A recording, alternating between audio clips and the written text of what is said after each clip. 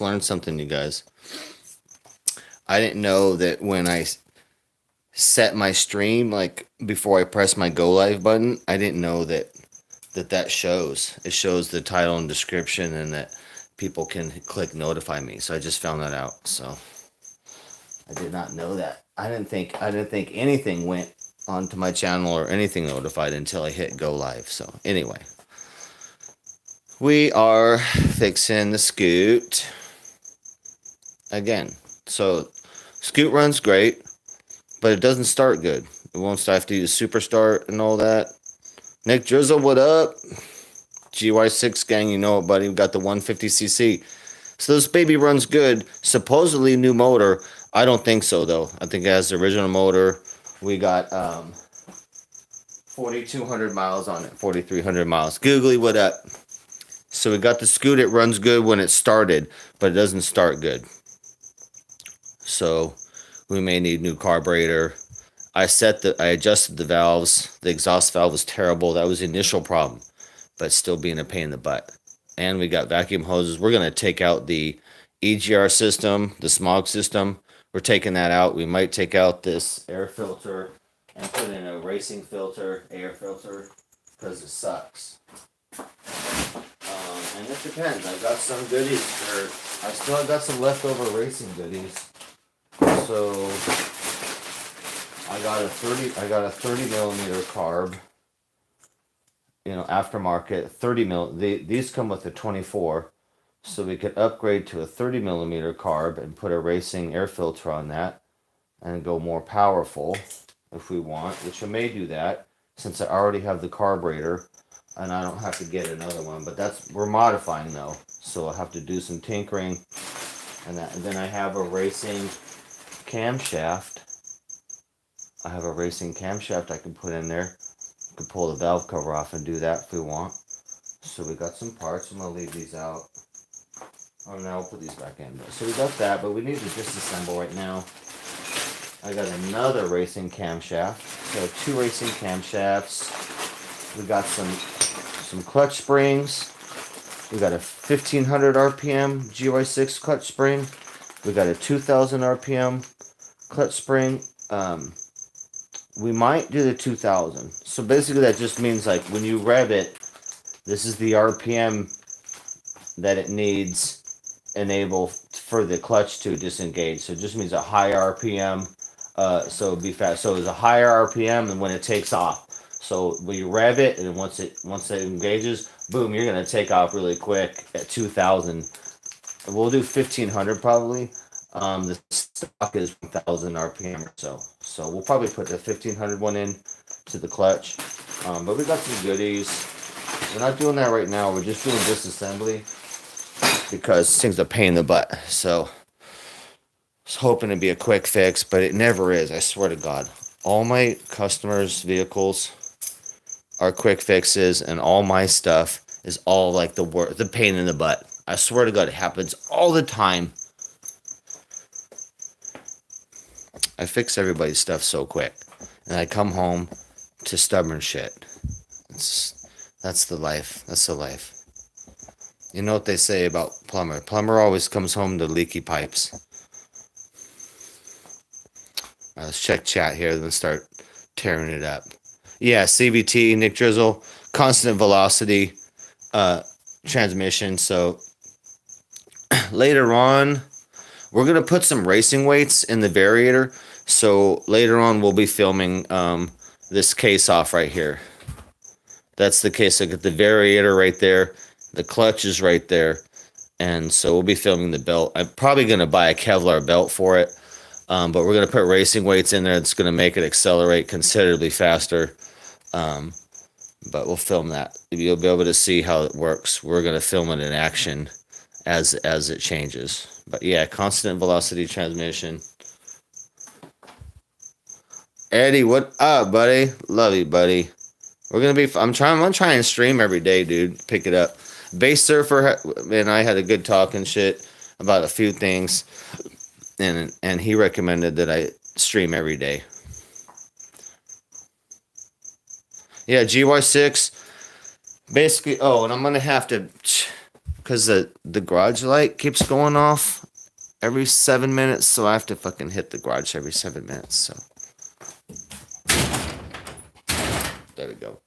Yeah, so basically GY6 is just the designation of the motor, really, and kind of like the Chinese family of stuff. So GY6, this is a GY6 150cc, but that's just the designation, the type of motor. This is a no-name Chinese. It doesn't even have a name or stickers on it. So, but they're all the same. All the pieces are the same, generic. This is the cool sport model. This will sell really good. Very popular model. The most popular model to sell would be the sport model, like the widest market. So I want to get this going, and then since I already have the racing carburetor and some parts and stuff, I'm like, I don't need that stuff, man. I need to get rid of stuff for my RV, dump everything. So I'm probably gonna put all those parts in. Why not? Since I have to disassemble everything, probably need a new carburetor. Because we have symptoms of no starting, does not want to start. So I have to spray starting fluid in there to even get this thing started. Even if it's completely warmed up, rode it around the block, bring it home to the garage, turn it off, turn it back on, try and start it, it'll sit there and drain the battery. I'm like, fuck. So that's not good. That problem could also be that the engine is fried in there and that there's not enough compression. That's what we don't want. So I already did the valve adjustment. That's good. My compression testers, both of them broke, so I can't test compression. But if we don't have enough compression in the motor, then what I'm going to do on this is I'll just do a top end. So that's not much work for me. So if we have a top end where the rings are bad and we don't have enough, it rides around great. But if it's not going to start, that's not a fucking selling point for a college or anyone trying to ride a scooter. Like, yeah, it doesn't start. So we'll put a top end on it. And if we have to put a top end on it and it's a 150cc, then we're going to go to a 170. We'll put a 170 kit, because I can just slap a 170 kit on there for the same price. Under $100, the whole head and everything, it would be a 170 with a modified head. So the head that would go on it would be racing as well. And then I could use this carburetor. So if I put the 170 head on, then I can match, then this 30 millimeter carburetor will fit, because I have a 24 millimeter stock. So 24 millimeter carburetor stock. This is a 30 millimeter bad boy. And that'll definitely run a 170 or a 180 kit. So we might just jump up. We might just do that. We might just say, screw it. We'll put the 170 head on it, put all the racing parts on it, and say, screw it. I'm tired of this shit. And then it'll be a brand new motor, and we can advertise, a brand new motor at this point. So we'll see how deep we got to get. But I kind of want to put the racing parts on since I have them. I spent money on them, so why not put them on? And this is the last scooter I'm gonna do. So we're not fucking with scooters. I'm not taking in any more scooters. I don't need any more parts for scooters. We're getting rid of everything to get on the road in the RV. And then I'll just fix things when I'm on the road. But I don't need a bunch of spare parts for shit, man. I'm done. Let me check chat real quick. But yeah, a little late night session, guys. Base Surfers told me to stream every day, so that's what I'm going to do. I'm trying to work up. I'm going to work up to it. Yeah, Nick Drizzle, this would be the classic example. So if you watch this series and my mobile stuff, like when I'm mobile, I work on people's Chinese stuff all the time. So I got lots of videos on that. But this is the classic Chinese 150 scooter. All the motors are the same. They're all the same. The body panels may be different and all that, but all the parts are the same, and the motors are all the same. So, and you could get it. You could get a shitty brand new motor. You could get a new motor that's no good. Love you, Googly. Nick Jolie, I put a nib on my 125 and it really woke it up. Okay. What's a nib? Let me get ready. I got my gloves here. Ching, ching, ching, ching. Put a nib on my 125. I don't know what a nib is.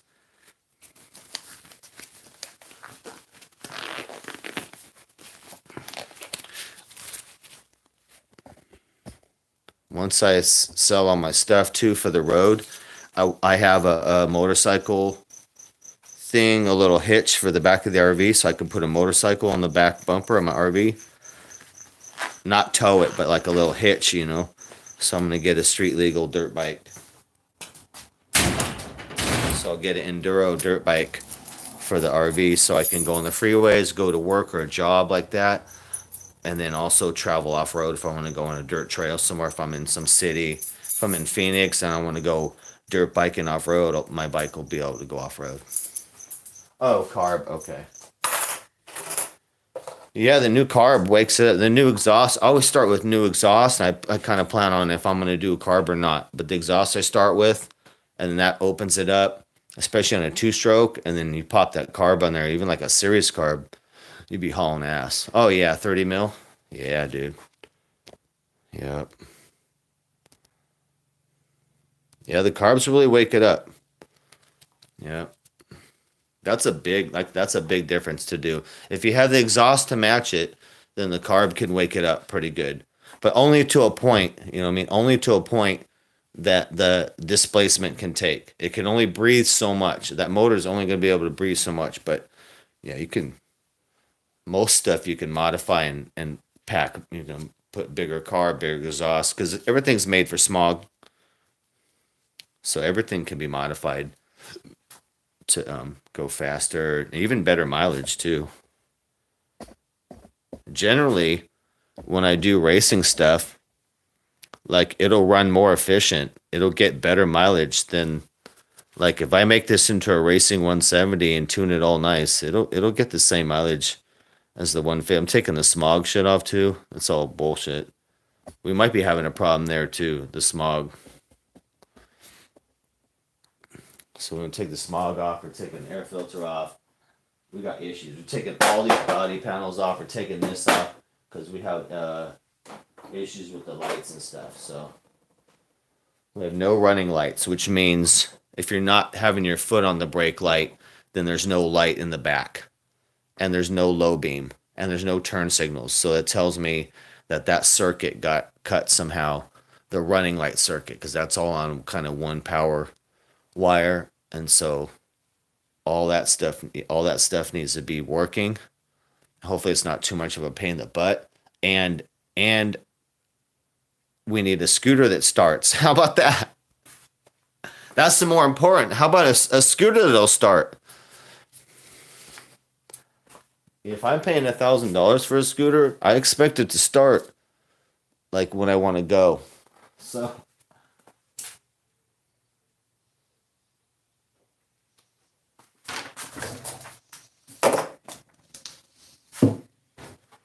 grab some milk real quick. I need my leche. Yeah, this scooter would start if you carried a can of starting fluid with it, then, which you could, it would start, but that's not a solution. We want a good scooter. I'm gonna get this to somebody. It's gonna be fucking perfect. Excuse my French. I'm trying to stop cussing. So it's gonna be perfect, and we want to start every day, be reliable. I want 1,000 as my bottom marker, but I'm advertised for 12 and I'll get 12. But it has to be perfect like the last one I just sold. So nothing short of perfection.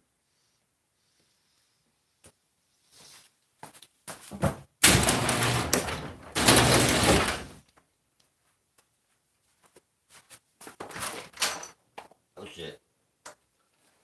And we might have special appearance by Baby Moon because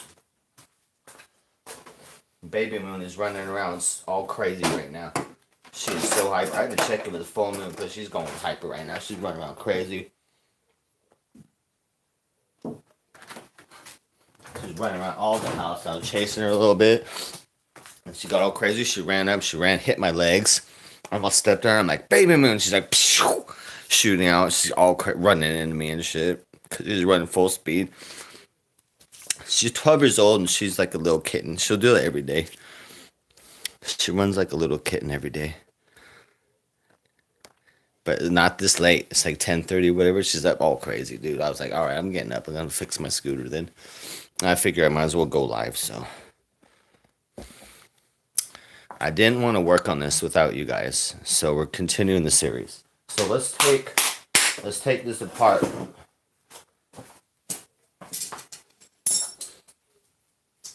Special appearance by my baby moons.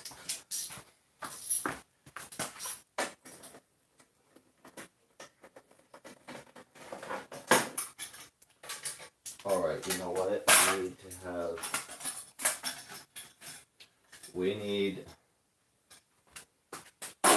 We're gonna need baggies. I'm gonna need baggies because I'm gonna be having lots of screws and stuff. Lots of stuff apart. Okay. Or cups. Let me grab a couple baggies real quick.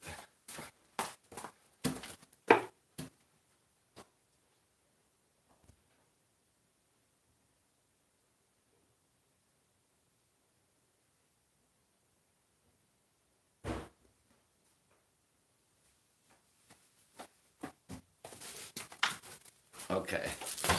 Yeah, I gotta keep organized. So we got all our baggies here. Googly, what's up too? So no, if anyone is in here talking any drama of H-Tomb stuff, that's banned. That's an immediate ban. If they're just asking a question nicely, then say we don't talk about other channels or anything like that on here. So, but we're not doing any H-Tombs drama. So if you hear any and they're being nice, then warn them. Otherwise, they're out of here. So that's the only thing we got to worry about. So, yeah, we're doing pretty good, Googly. It was up to 5 or 6. When I stopped streaming in June or July, we were having 20, 25 people. So I was a 20 viewer Andy at one point. So we'll try and get back up to that. I'm going to stream a lot more. So we'll try and find something to stream every day. And then we're doing spooky stories. Oh shit, today's Thursday or today's Friday. Then Friday we do spooky stories. So trying to make a schedule of stuff. Saturday I want to do a movie watch party somehow. I don't know if we can on YouTube though. We'll figure it out though. And any ideas, Google, if you have any ideas, like some stuff we could do, let me know.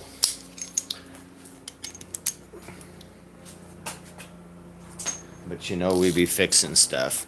This is what we do. We fixing stuff all the time, live, ask questions.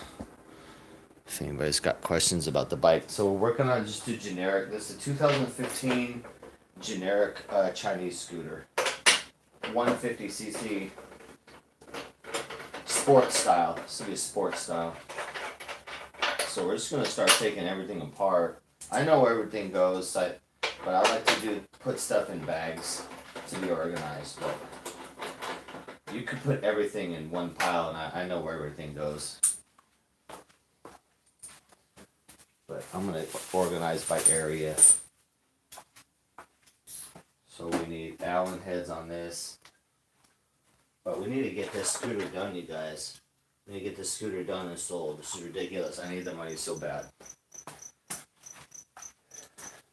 Unfortunately, the scooter's being a little pain in the butt, but we'll get it going because I'm always more stubborn than any bike I work on. So that's why DJ Darren always wins in the end. Because I'll persist till I win.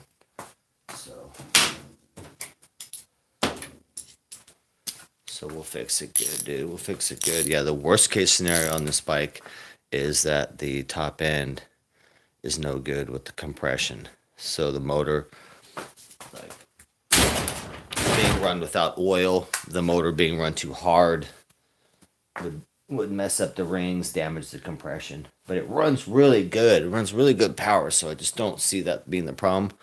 So we're going to tear everything apart and throw some racing parts in there too.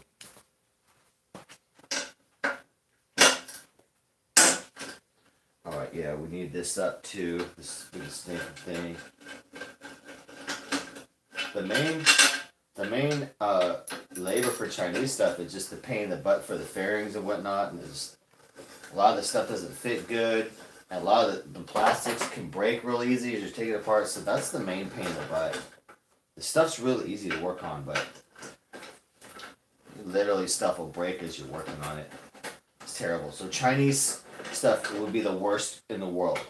That's the worst quality in the world. Nothing. No, there's no lower quality scooter or stuff than Chinese.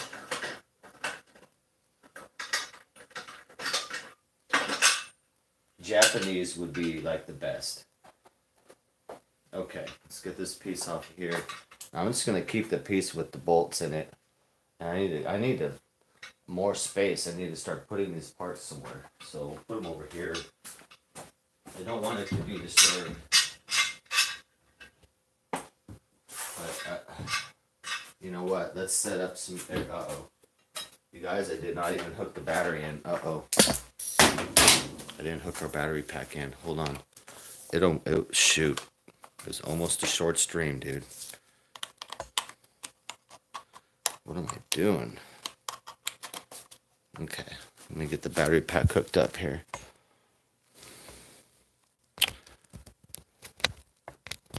Yeah, so we'll start laying the parts out over that black blanket. There we go. Yeah, we got to get this done. I'm in my garage. It's chilly out. I got a big thermal top underneath, and I'm loaded up.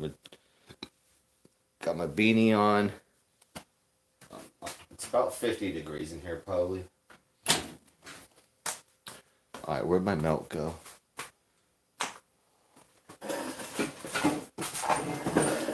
So make some more room. I had to make room in my garage here too.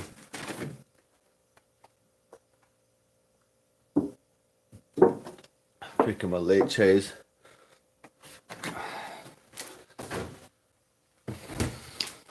All right. Let me check chat real quick and then we'll dig into this. Spicy Peach, what up? What up? Attack cats. Attack cats are inside. We might have special visit by Baby Moon. Hold on, let me open the door. Baby Moon's spazzing out. Running around like a crazy cat. She's running around so crazy, she ran into my legs. I'm like, Baby Moon. She's out running around. She might run in here. It's pretty cold in here, though, 50 degrees or so. So she run in here real quick, get crazy, and run out. She's already been doing that. She's going nuts right now. So I was like, all right, I'm gonna get up and fix my scooter then. Yeah, she was so hyper. I'm like, I was kind of gonna lay down and chill out, but she's so hyper. I was getting up, playing with her, cause I'll spank her, I'll chase her on the house, and she's like, pshh, she's running like a maniac. So I'm like, all right, let's go fix some scooter, cause now I'm up. So she got me all hyper. Now I'm up. So let's fix some shit. So you can thank Baby Moons for the stream and working on the bike right now.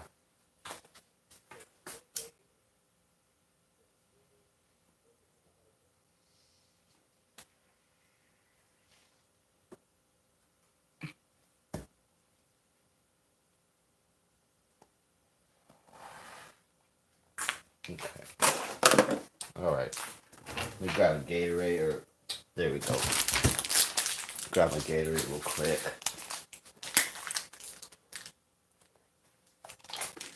Let's get started. Googly got her phone back. Good job. Good job. Whoops. Shit.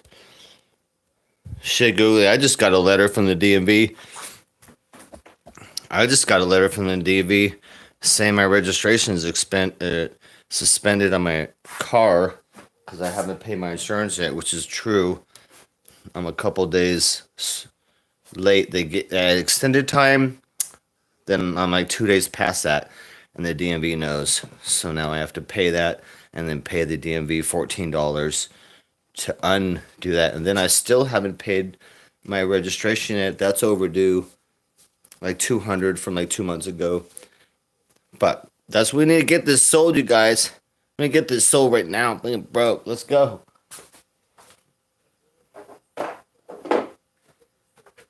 Yeah,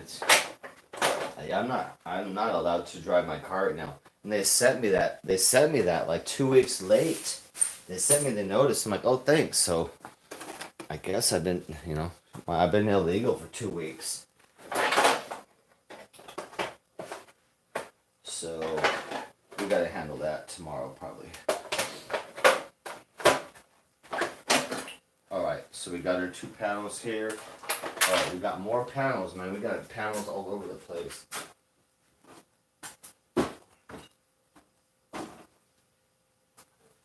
Let's go. Okay, one side panel. Let's just make room in here. Alright, what's all... See, I already got screws here. I don't know where they're going. We'll just do a bag of general stuff, general crap. Pour these in there.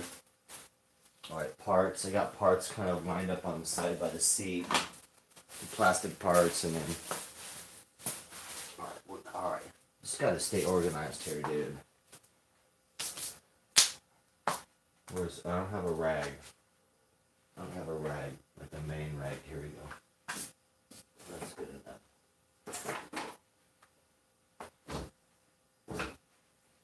What is this? This is more parts. Dang, more scooter parts. Jesus.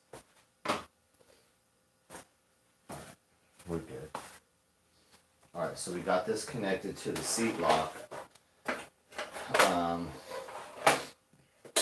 You don't need to take... I try not to take off stuff if I don't need to. It's a big pain in the butt. That I don't take it off. But this piece I kind of like to have this off. So we'll pull it off here. Just move the cable inside here. Take out the ball right here at the end. Pop that out. Boom. Done.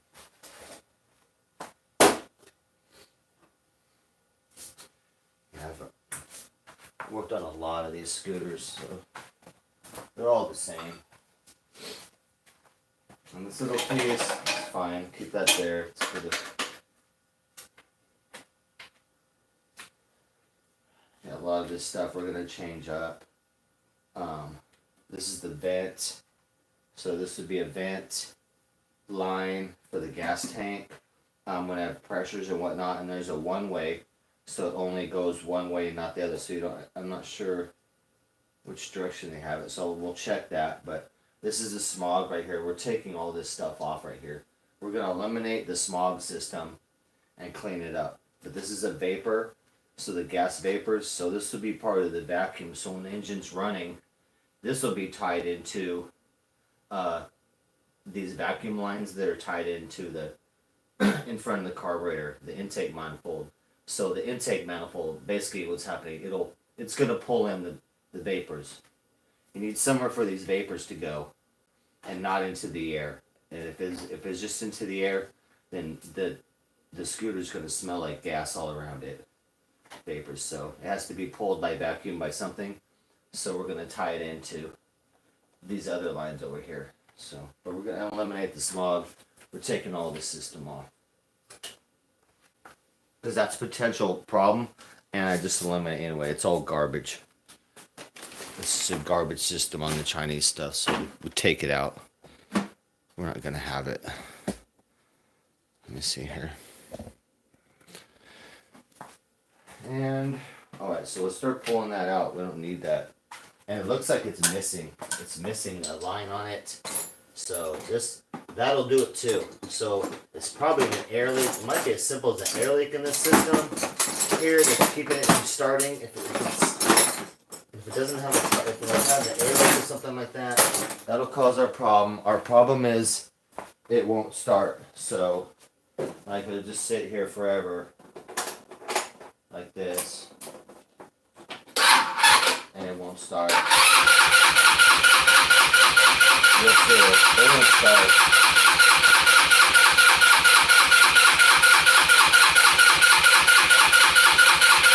I'll sit here all day, it won't start. Now, if I spray some Super Start into the air filter right here, that's where the air comes in, then it'll fire up in a second. Well, not a second, but it'll fire up in like 5-10 seconds. But I shouldn't have to do that. So that says something seriously wrong.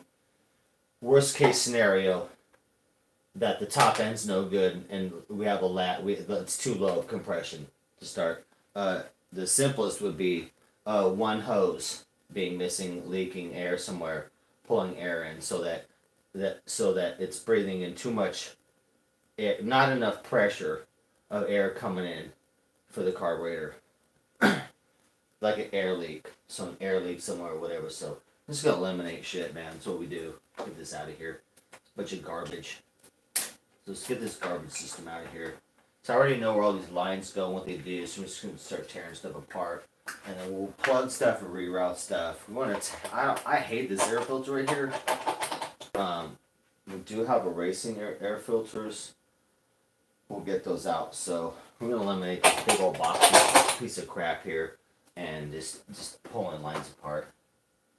There's so many garbage. There's so much garbage connected to this that doesn't need to be. It's a terrible system. The Chinese are just retarded, man. Retarded. So we'll take all that stuff out. So what do we got? It's just a nightmare of garbage in here. Here is right in here is the fuel pump. It's a little mechanical. It's by vacuum. So when the engine supplies vacuum to this, it opens it up and allows gas to flow from the tank. Comes down this line right here, goes through it and goes to the carb. We're gonna put a new one in. We're putting this bad boy in, so check that out. That's the cheapy shitty one. We're putting the 250cc one. Pretty dope. So we're putting in a nice, legit little fuel pump, mechanical fuel pump. So it doesn't have power. So basically there you go. So basically the vacuum goes right here, and when it gets vacuum, it just allows things to go through it. That's all. Very simple. But this is high flow, so this will be no problem. So if that's an issue, then this won't be. So we're gonna put all the good parts in there. So I have all this parts left over, and I'm like, I'm moving. We're wrapping the RV up. Like I have all this scooter shit left over. Like let's just use it up. Especially if we have a scooter being a son of a bee, you know. So we need to pull this line here. But when we do, gas is going to come out. This is straight from the gas tank. So we need something to plug this line. So I'm gonna get some pliers real quick, and then we need to put a screw in the end of this hose because the gas is going to come out. And I'm about 10 feet away from a water heater with a pilot light lit right now. So you don't want gas fumes in here or your place. Try not to burn up your place in a fire where you're working. That's fine. That's my good advice.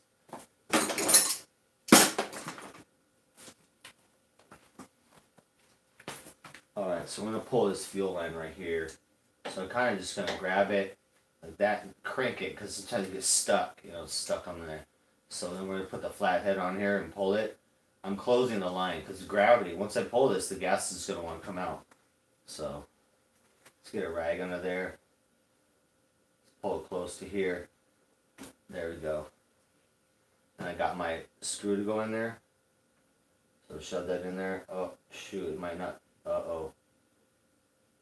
Uh-oh. Screw not big enough. Uh-oh. It might leak. It might leak.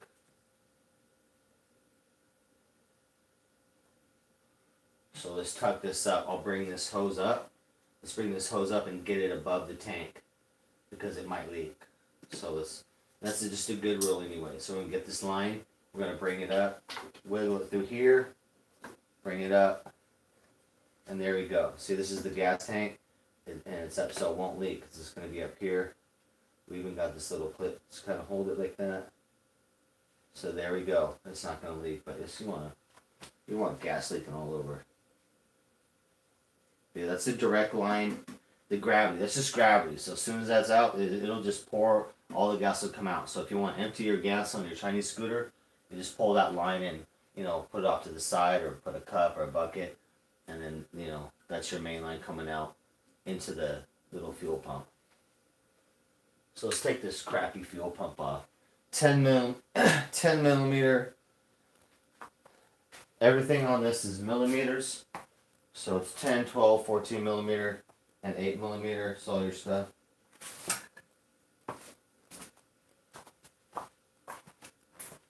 Alright. I'm already missing something. Already missing my socket wrench. Alright, we need a... Let's see. What else do we need? We need to be taken out. We're not going to install that yet, though. We'll put that there. Because we're going to put new fuel line on there, probably. And probably a new fuel filter. It's got a little fuel filter in there, too. I got a new one of that. We'll put that in there. But mainly right now, we're just disassembling stuff and getting it all apart, which is already, this is enough work already. Dude, I'm missing stuff already. Here we go. Let me check chat real quick. Yeah, I'm gonna try and stream every day, and we'll try and do something. Even if it's take baby moon for a walk at the lake, or do something cool and interesting, you know. Even if it's a short stream, do something. Okay, just checking chat real quick. Good to see you in here, Spicy.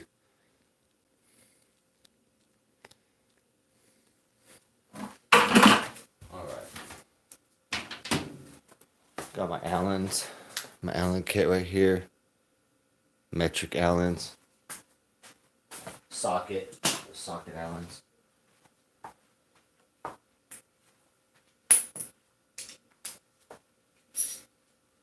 Alright, we'll take it. Well, we can take the charger off. It's been charging forever, so we'll take the charging off. We don't need to worry about that right now.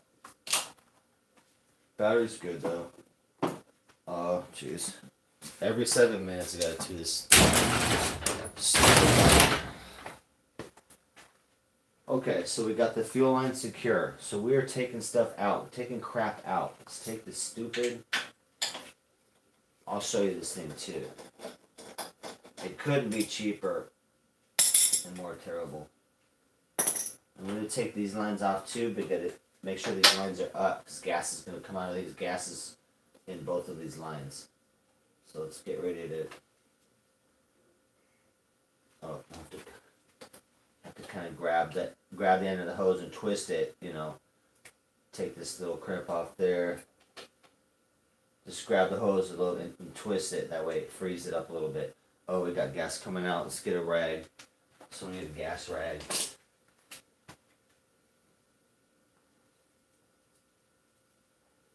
I just gotta watch to make sure there's no fumes in my. I had the garage door. I'm gonna open the garage door a little bit. Actually, wait, no. Baby moon might come out, so I'd have to keep the garage door closed. All right.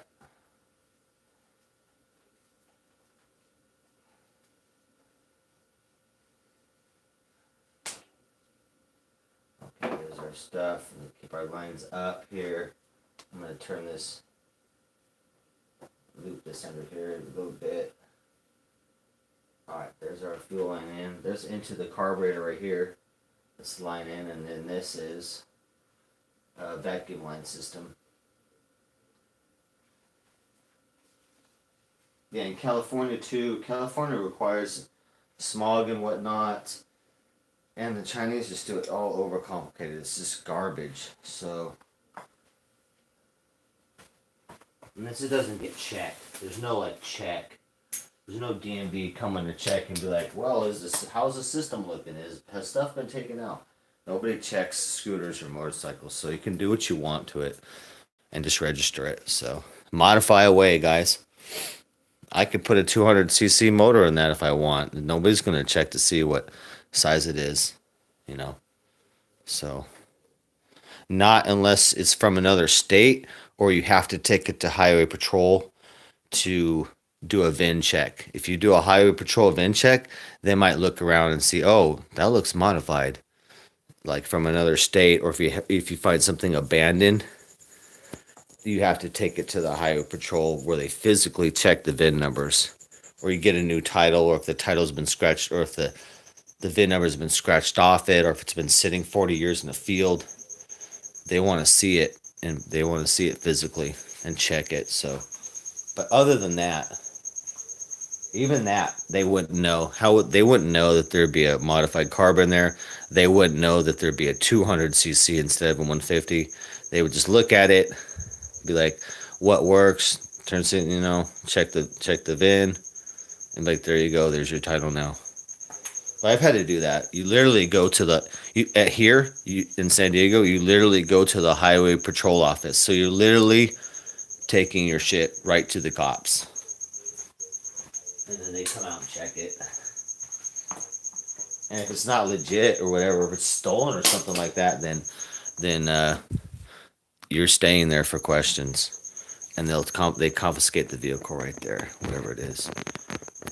And then they'll be asking you questions.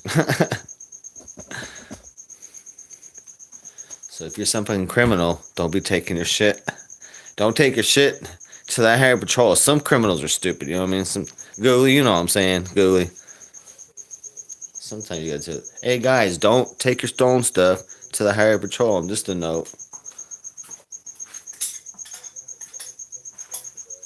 But, I guess jail and prison, we need a place for people like that,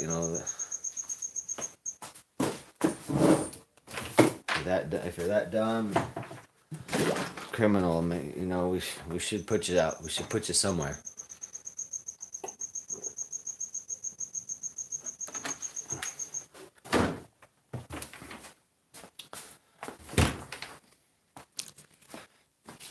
So Google got your phone back on, having fun and stuff. That's good. I still got my phone turned on, but as you know, I got my insurance turned off, and looks like my car registration turned off. But I am still able to communicate at the moment. Ursula. Hey, no problem, Ursula. I appreciate that. Yeah, we're back streaming now. I took a 6-month 6-month break, to deal with my loss and stuff. So we're back and we're going to be streaming and doing stuff. And if I can ever get my RV on the road, we got a lot of people waiting to travel and do some stuff. So trying to this scooter is the money I need to fix this motorcycle. My motorcycle still needs a couple $100 to make it perfect. The tuning right now is a real pain in the ass. It doesn't want to keep a very good idle. So the idle's all a little crazy. And when you first take off, it's not totally smooth. So this one, when it needs some work and some money. And I need to register it. It might be $400 just to register that. So it'd be legit. So we need the scooter sold and done so I can finish the bike. That'll sell for $4,000 or $5,000. And then I sell my car at the end. That'll sell for $4,000, maybe $5,000, who knows. And then I'm out of here. But yeah, this scooter, we got to get it done. We got to get it done. Good to see you, Ursula. Thank you for coming in. And we're doing lots of streaming. So don't forget, Friday night, too, we're doing spooky stories. So every Friday night, I guess at 9 p.m., maybe we might move it to 10 p.m. because I always say goodnight to my mom at 9. She goes to bed at 9, so we do good night with the kitties and all that. So we might do 9:30 Friday night spooky stories. We're doing a haunted doll story series. We've done 4 haunted dolls. This week we're doing Peggy.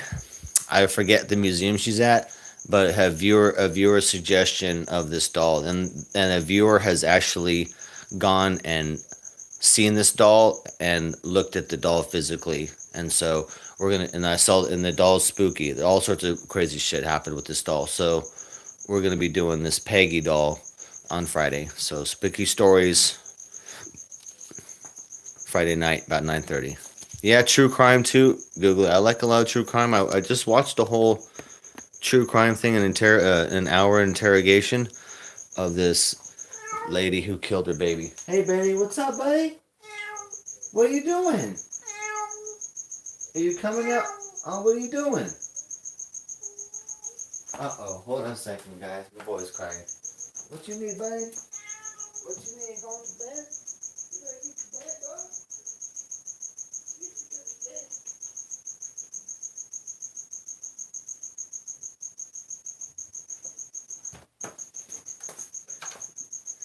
He's just saying goodnight.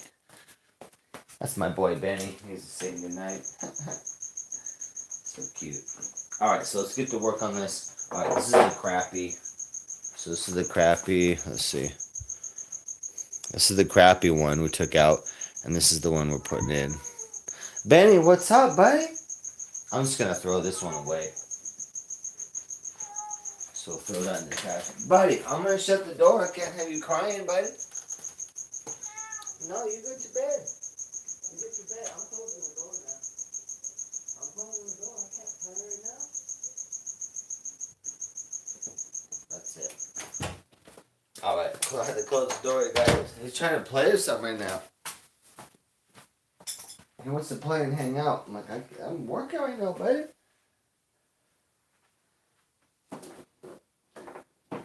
Okay. Alright, so we're taking stuff apart. We're taking stuff off. What do we got? Alright, we got the vacuum. We're just going to start pulling some of this vacuum stuff out. I know where everything goes and what it's supposed to do, so... Look at all this garbage right here, dude. Taking all this garbage out. All this garbage. There's going to be a pile. It's just going to be a pile of garbage. There's junk. We don't need none of that. We don't need none of it either. It's going to run better without it. Just a bunch of junk on this. That's classic. California has the strictest regulations for smog and whatnot, so they're really tough on what can be on the bike. All the smog, all the smog stuff. So that's how they do it. All right, we're taking this whole thing out of here. Right here. Let's get this bolt off. I hate this air filter. It's terrible. I like the style. I mean, you could put another big one on there too, but I just don't. I hate this one. This specific one. I hate it. So it's ugly. We could put a small cone filter. So we could put a little colored little cone filter on the end. Just stick it out right there.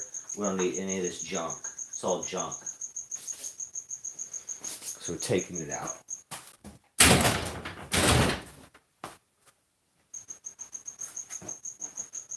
Alright, so we need a flathead.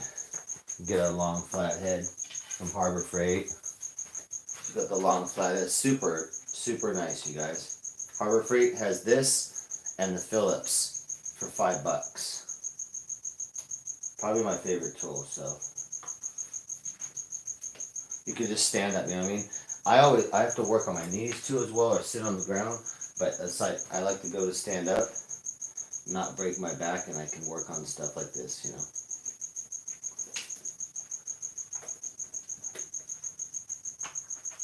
It's pretty gnarly work that I do, so it's the least, if I can make it less back breaking, the better. That's the point right there. Alright, so we need this air filter out of here. It's got all this hoses and crap to it. Ugh. I hate it. I hate it. Look at all this junk. You're gonna see all this junk it has. My God, I hate all of it. Get it all out of here. It's all garbage. Look at this thing. We don't need this whole thing. Good God, look at all that, dude. I'm gonna show you. I'm gonna go get the little pod filter that we're gonna put on there, so I can show you what we're gonna put on there. Let me see where it is.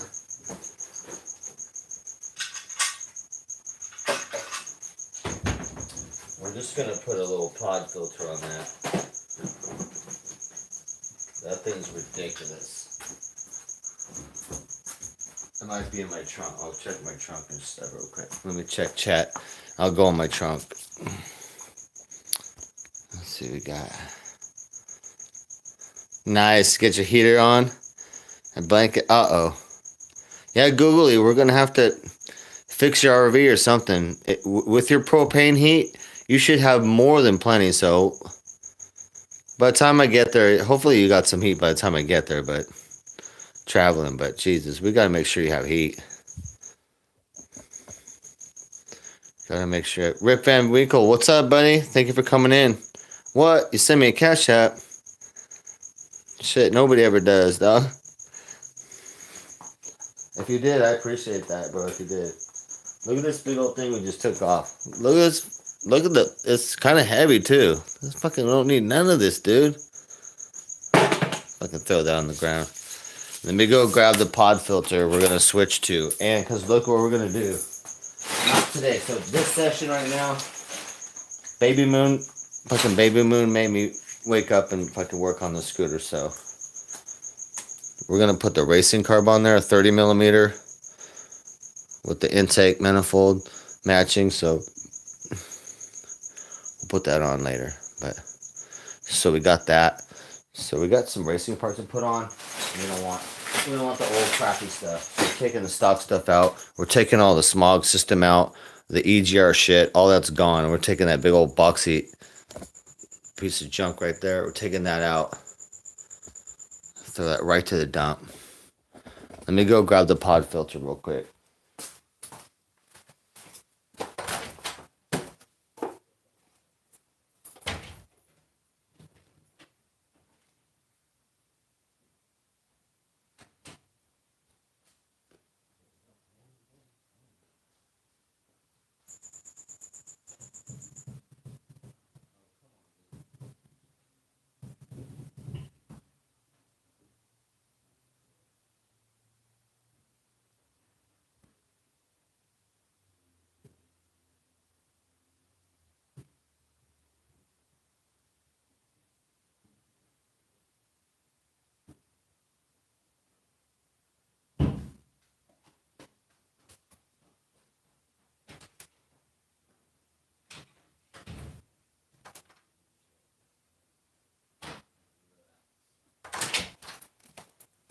Alright, so I got some more goodies right here. Got a bunch of scooter parts stuff too, belts and whatnot, lights, got a bunch of goodies. So this is what we're switching to. So this is a pod filter. This might be a little big diameter, so I might have to adapt it. But we're gonna put that on this carburetor. Let's see how it fits. Let's check it out.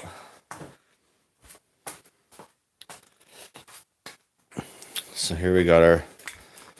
Oh Jesus! Come on.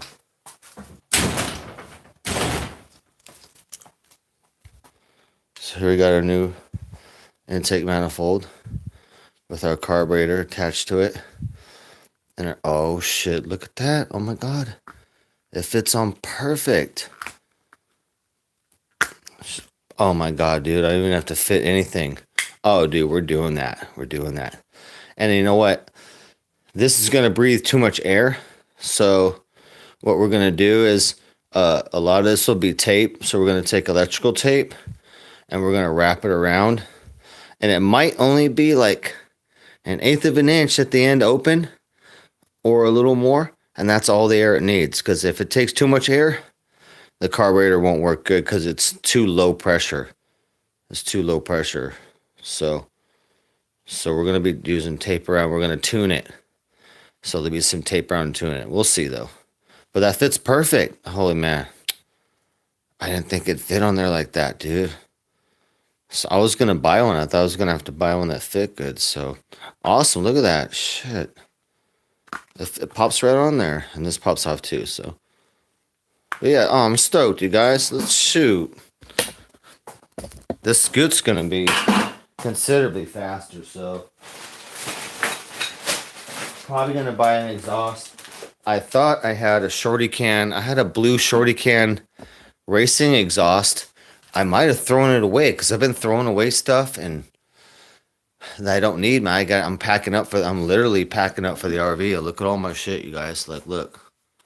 I got speakers. Look at my speakers right there chilling. Fucking those are my baby speakers. They're huge, but those are my little ones. Just stacked up. We're ready to go. There's my RV generator. We're gonna crank that out next week. Do a tune-up on that and get that sold. That's worth $2,000. So we need that sold. Obviously, it needs to run good. So that'll be done. And then, yeah, it's my work table. Bunch of crap. Look at all the skateboards, dude. Skateboards on the wall. Those are all my skates. And got a longboard too. It's right there. Longboard's on that side.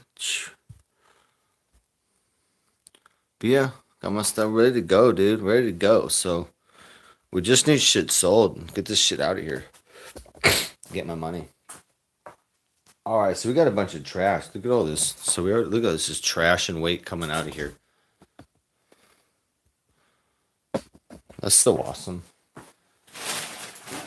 So just check that out as comparison. So we're replacing this big old piece of shit with that. Dude, come on now. Are you kidding me, Chinese? What are you doing? So we're going to make a big trash pile over here. We're going to make a big Chinese trash pile over here. Because that's where Chinese shit deserves to go. In the trash. We're going to steal these hoses, though. I'm going to steal these hoses. So we take any hoses like that with scavenging good parts, though. We'll scavenge this. To cut this hose. Scavenge the hose. Scavenge. Oh, this is a little cool thing right here too. I'll show you guys. Little one-way valve. I'm going to show you how it works. All right. So we scavenge the hoses. Make a little hose pile over here. DGR thing. Throw that over there. Garbage. This thing's cool. It's a little one-way valve, so it only goes one way. So, oh, is that broken? Oh, looks like, man, it's not working. Shoot. It's supposed to only, like, air's only goes through one way, not the other way. But it looks like it's not working. It doesn't go.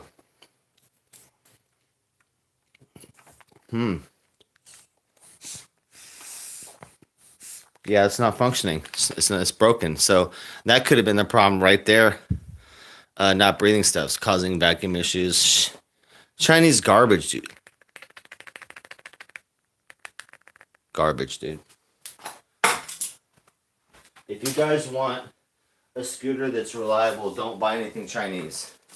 If you have a job that you need to get to or school, don't buy Chinese stuff. You can just buy used Vespa. The best in the world is Piaggio or Vespa. You know, that's what you want to get. And you can get that used, very affordable. Very affordable. And those go for thousands of miles. Chinese scooter, the Chinese scooter life, lucky to make it to 5,000 or 6,000 miles before it's dead. Just think about that. Vespa can go 60,000 miles and run like brand new. I've worked on Vespa GT200 that has 60,000 miles on it and it ran brand new. It just had a fuel line leak, so the fuel line had got cut a little bit. That's it, but it was brand new running, 60,000 miles. Probably did not even take care of it perfect. That just shows you the difference. Yeah, there's no Chinese scooter making it past 10,000. No way. No way. But they can be worth the money, just depending on what you're doing and what you need. But if you need something reliable, you know, and your job depends on it or your school depends on it, don't get Chinese stuff. So here's a little bag of parts. We got a little clutch spring. We got yellow clutch spring, 1,500 RPM clutch spring. We got the red 2,000 RPM clutch spring. Pretty nice. All right, let's take some more stuff apart. This is my favorite. I love taking stuff apart. So we got more parts over here. Bungee cords I've been needing to get. I forgot we're in here. I've been looking for these. Shoot. Put this back over at my... Yeah, we got some extra stuff. We got some scooter stuff in here. Belts. Got a couple belts. More pod filter. We got some stator. Got some lights, throttles. We got the regulator rectifier. But I have another box of all this stuff too. But yeah, this is stuff that's got to go. It's got to go pretty soon. So this scooter is it. So whatever I don't use on this scooter, it's all gonna be dumped. Not having it.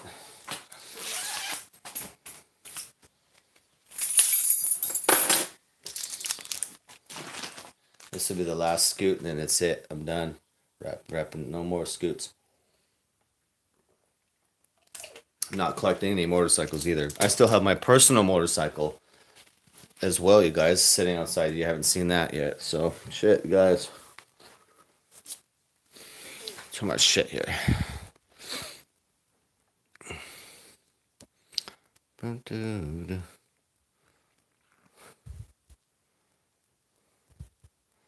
Oh, foam sleeve filter, Rip Van Winkle.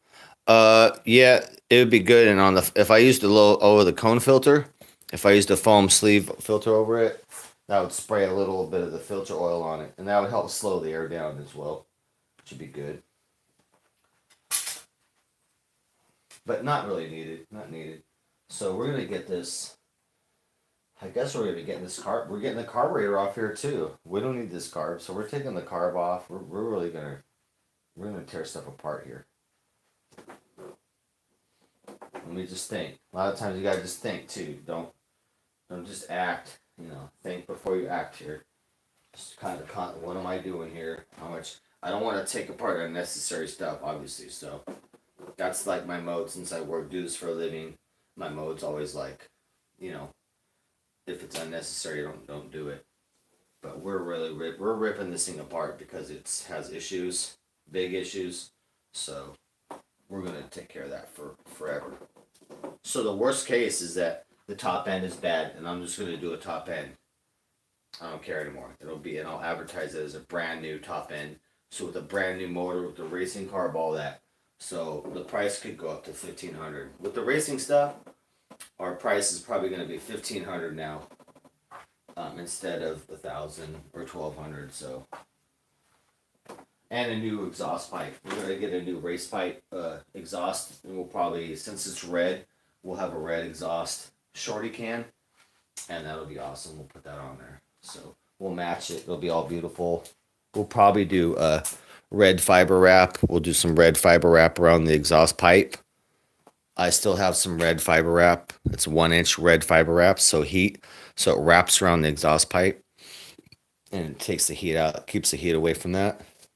And then it's red, so it looks pretty cool. So we'll put that on there. The Scoot's gonna look great. You know, it's gonna really have some good accents, and it's gonna be fast. It's gonna be considerably faster than it was. And they're already pretty quick. These will go about 55, 60 downhill. The new speed will probably be 70, but it'll get there a lot quicker. Because we're gonna do racing weights in the variator. If the top end's bad, we're gonna make it a 170 or 180 cc instead of a 150. We're already putting on the racing carb 30 millimeters. So we'll put a 30 mil carb on. It's 24 millimeter stock. Let's get it off there right now. So 24 millimeter stock, and we're gonna bump up to 30, which I can still do on this 150 cc motor, but that not more than that, not more. It can't breathe that much. It's just any more. You need more cc's, but that 30 millimeter carburetor will still handle if I make this a 180 cc. You know, it'll still handle that. So that's good. It's got that range. So let's get this out of here, dude. We need to unhook. We need the 10 mil or the 12 mil open end to get the throttle cable off.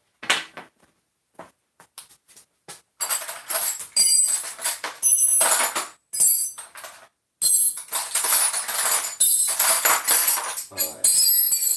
Let's see. 10, 12, 14. That's what we need. All that stuff. Need to open end, of course. So we got 14 there, okay. 13. Okay, there's our 12. We need 12 and 10. I'm trying to get most of the stuff ready before I started. So we got 12 and 10. Here we go. So let's just loosen that up real quick. 12 millimeter. What happened there? There we go. So loosen it up, loosen the nut there. And then the bottom one too. Take that off. Taking the cable off. Oh man, it's being a pain in the butt. Oh, come on now.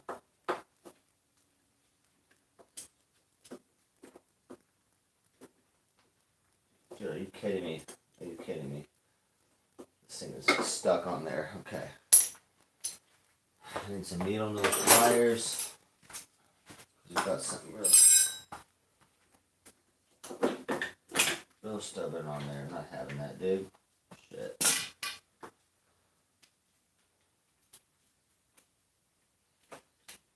Alright. Take the cable off and around. Take it around, take the ball end out. Okay. And then now we have the choke wire, the choke plug. Because it's got electronic choke. So we need to find the end of that. It's buried in here somewhere. We're gonna have to cut these zip ties, open up the wiring so we can see stuff over here. So we'll cut the zip ties, this junk. We need to get in here, we need to get to that plug. There we go.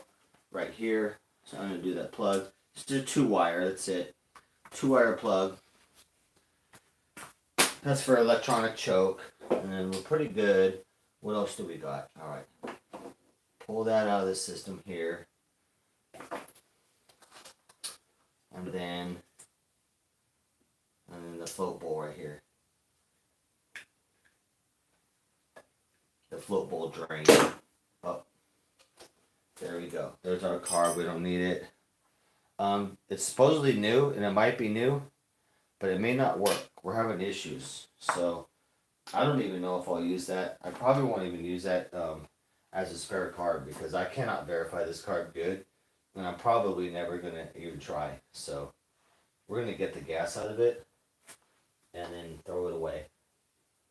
Because a new carburetor for these, you guys, I can have a new carburetor sent to my door in 2 days for $18.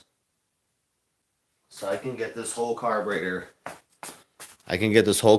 Brand new how it is, sent to my door, Amazon Prime, 2 days. I could get it for $16 if I wanted, but I kind of just paid $20. I find it for right at $20. Have a 2-day.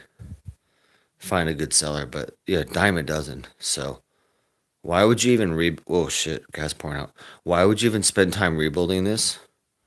Or even messing with anything like that if it's like $18 brand new sent to you? Yeah, so I don't. We'll throw it away. Trash. So this goes in our trash. Our trash pile's getting pretty big over here. Bunch of trash. Bunch of Chinese garbage. That's what it is.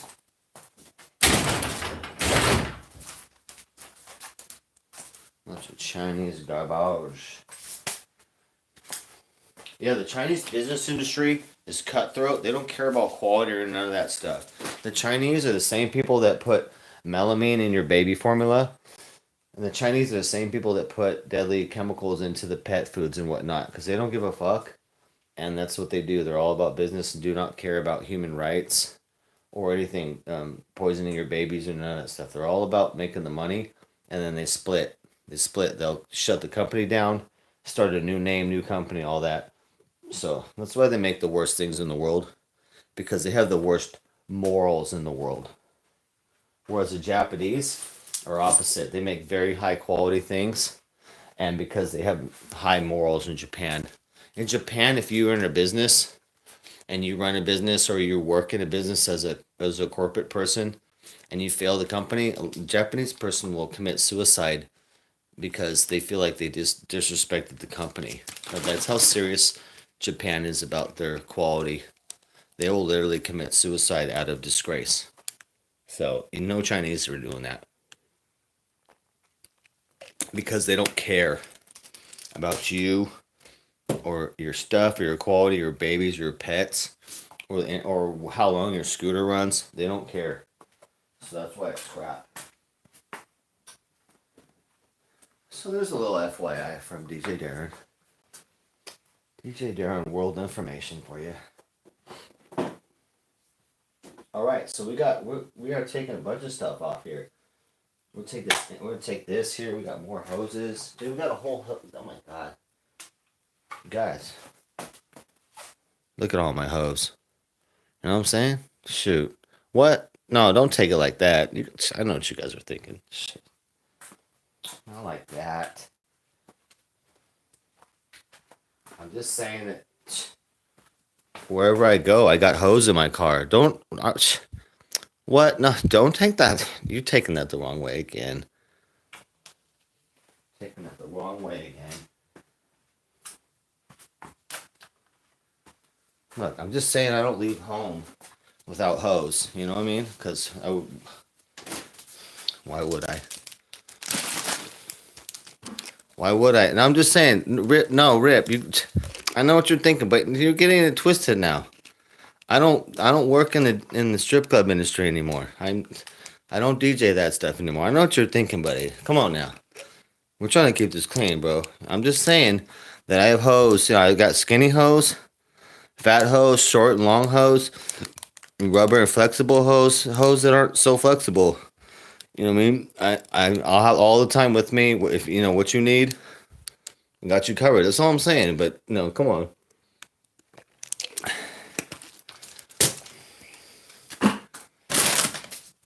Let's keep this respectable now.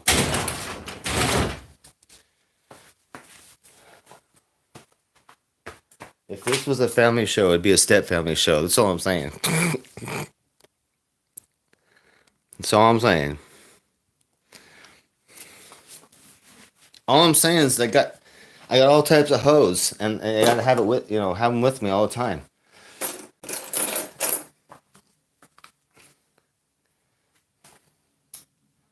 No, you're not. I wish. Okay, we got our Gatorade. Let's see what we got.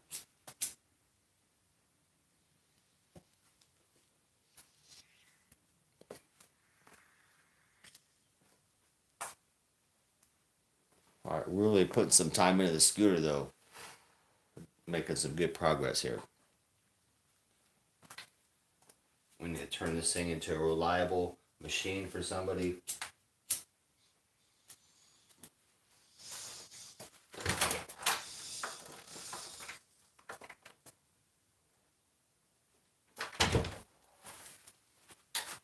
Okay.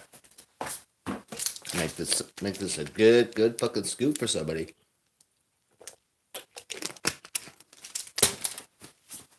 I'm gonna check chat real quick.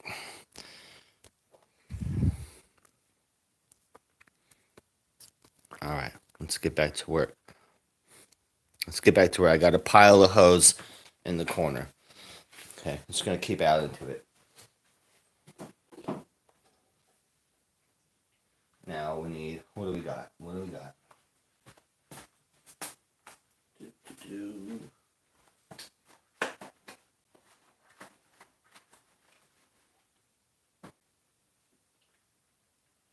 Okay, vacuum lines. We got so much junk. Ugh. So much junk. Put it all up to the side here.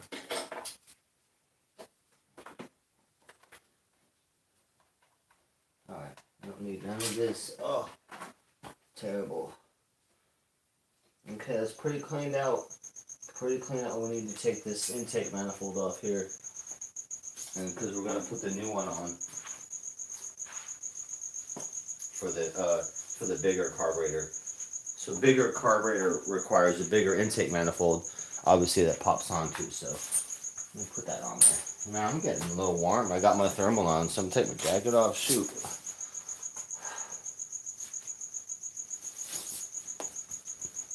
I'm already warming up, working on the spike here. So I'm having fun though. I've been wanting to tear into this again and get this thing done. I'm bummed out it doesn't start, but that's how it goes, you know. Free, can't complain. Appreciate a free scooter, so we'll put a lot of time and work and get it going. Hopefully not too much. Get this thing going. That's right, Britt Van Winkle. We're a multifaceted show here as well. operating on multi-levels here, buddy. Alright, dude. I just stepped on my hose. I can't believe it. It was terrible. I can't believe that. Alright, this line, I don't want this on here. Where we do this. So we'll take this off of here.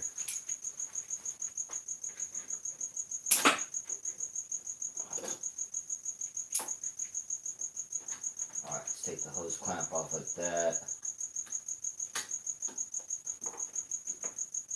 Get this out. I hate this. This is kind of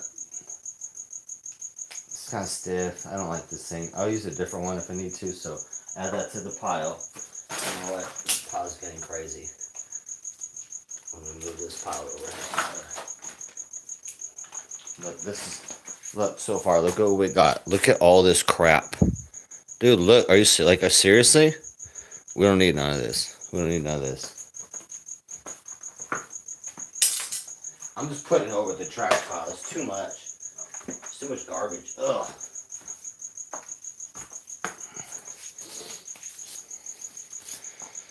Alright, so now we're going to take the body part. I'm going to take the body panel apart. And take this front part off.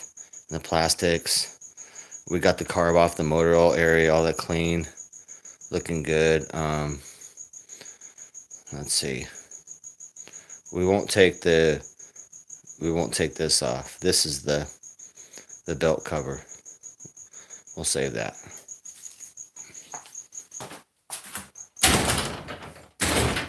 Let's take the body apart. Let's take that. We're gonna take the floor deck up here. We've got a bunch of 10 millimeters. Let's get out something for that.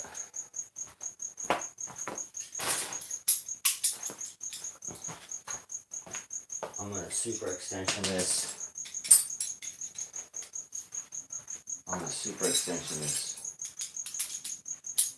So I don't even have to bend over to do this. It's awesome.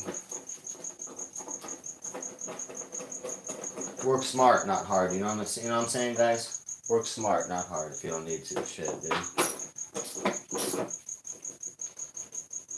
Work smart.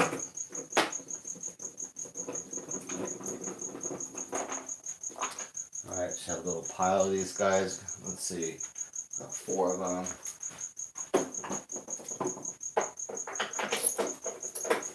Let's get this going.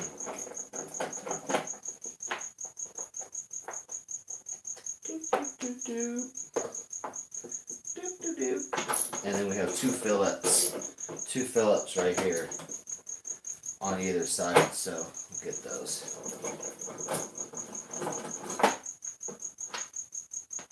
So there's 4. Oh, we got 4 Phillips.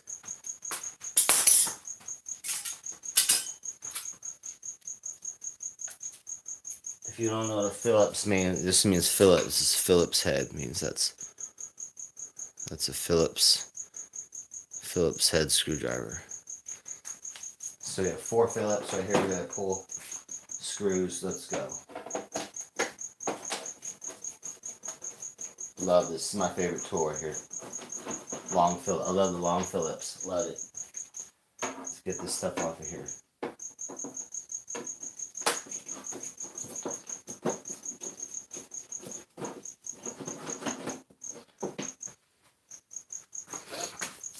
Shit, here we go. Googly, I bet Googly likes a long Phillip. What? Shit, did I just turn this chat 21 plus? What the heck? Watch out. No kids allowed. It's 21 plus right now.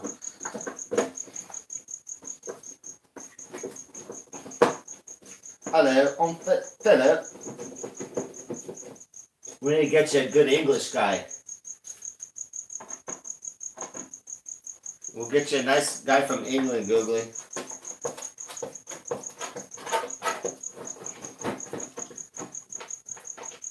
Alright, 1, 2, 3, 4. English people are cool, man. I've met quite a few English people, and pretty awesome, man. They're pretty fun, dude. Googly, I got you. Yeah, Rip. Usually my stuff's all customer stuff, so it'll be all variety. It could be anything. It's all like scooter, motorcycle, dirt bike, quad, and buggy, and some electric. Like yesterday was electric work, like a electric work tuk from China. But yeah, this is our scoot though. We got to flip this to make our money, and then I need to finish this motorcycle right there. I'm gonna finish that up and sell it. That's worth 4 or 5,000 when I get that sold. Once I get that, that's all. Then I'm set. I'm set. Then I go to the dentist. I need to take my kitties to the vet. Both my kitties I need to take to the vet for 2 different things, and then spend shit. I need to spend $2,000 right before I leave here. So I need to buy some kitchen things for the RV. A couple things. I was just making a list the other day. I need to make a espresso maker. I need a pasta maker. A couple of things I want to add to my kitchen stuff. All right, we got these plastics loose and now all stuck in here. Now that should be separate from this thing. We'll see if it is. What's going on here? Let's see if it is. Maybe not. What's going on here?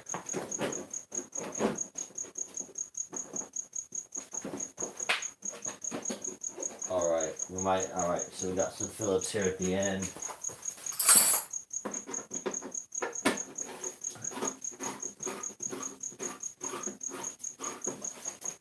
Uh-oh, is this working or not? Oh, it's broken. It's broken on the other side. It's not, oh, Jesus. I got it. Oh, it hurts.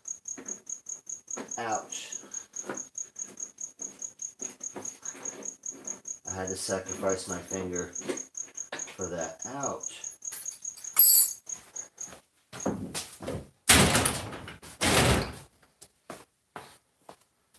Alright, so we got a Phillips there.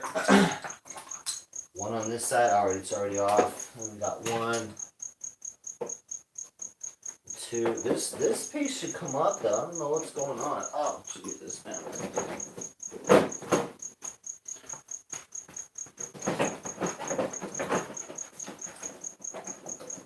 That does not, God, that's why these are a pain in the butt. There's like, oh, it's so many different screws. Like you would think, all right, you'd think this would come off right here, but no, why not? Why not? Oh, there it is. There's a screw right there. Oh, they're just everywhere. They're everywhere. That's why no shops will work on this. You're not having any shops work on this stuff. They don't work on these. You're not really taking this type of stuff. The shops they will not work on it.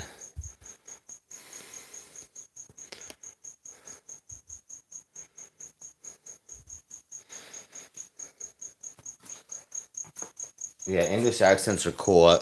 I like ladies with English accents. Pretty awesome.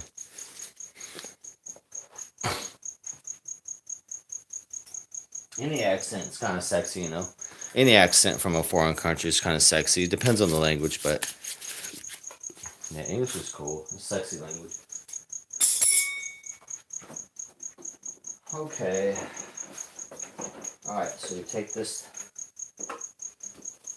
crouch down here like Jet Li, and get in here. And then it's remembering like all these, where all these are. It's like, Jesus. It's terrible. Just keep adding it to this bag. Alright, there we go. I got that loose. Get this one.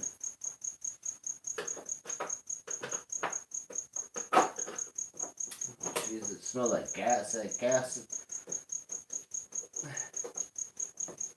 lot of gas in here, you guys. Oh man, I'm gonna open the garage a little bit. Shit. I got Baby Moon secure anyway. I got the door shut. So Open the garage up, man. Whew.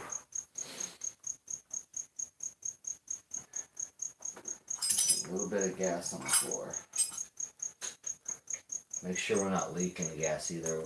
Shouldn't be either from the tank or whatever, but just always double check. Make sure make sure I don't have something leaking I'm not seeing, because I'm in a garage with the water heater with the pilot light, and it has to stay in there too. So if you're not sure about your project leaking or whatever, don't keep it in the garage. If you have a water heater or something with a flame source, you got to keep it outside, and keep your gas cans outside. Keep everything away from your water heater and all that, so because it'll all blow up.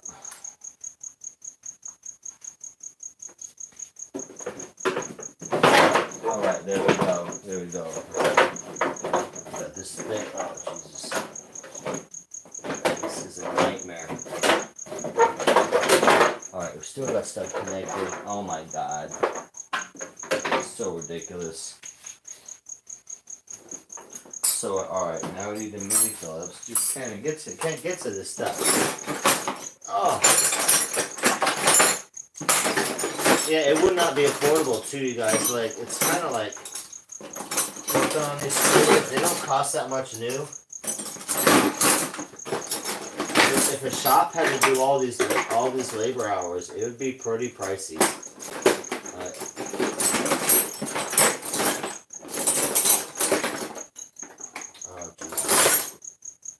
Alright, I gotta pour out all my tools.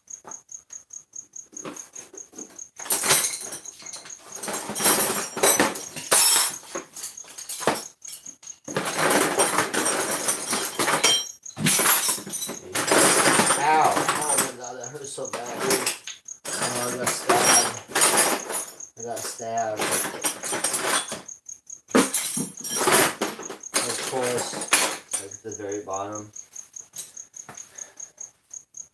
Oh, that hurt. Something stabbed me. Ooh.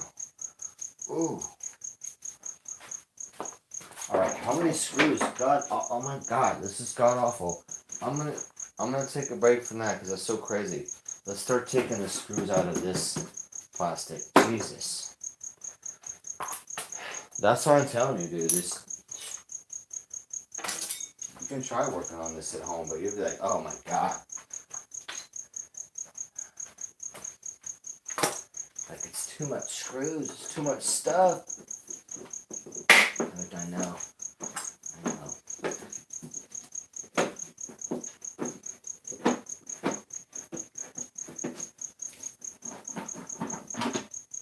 Okay, there's one, there's three of them on the face of this.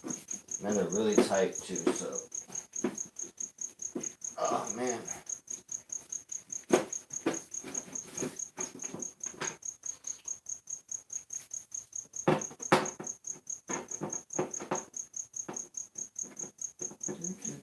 There we go.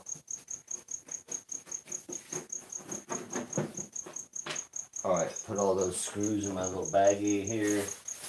A magic baggie, it's getting pretty huge of screws and stuff. Good God. Got my big old trash pile here. Nice. Alright. Oh, see, hear that pop, you guys? That's why I use this too, because I get more torque, and I'm pushing with my body weight forward.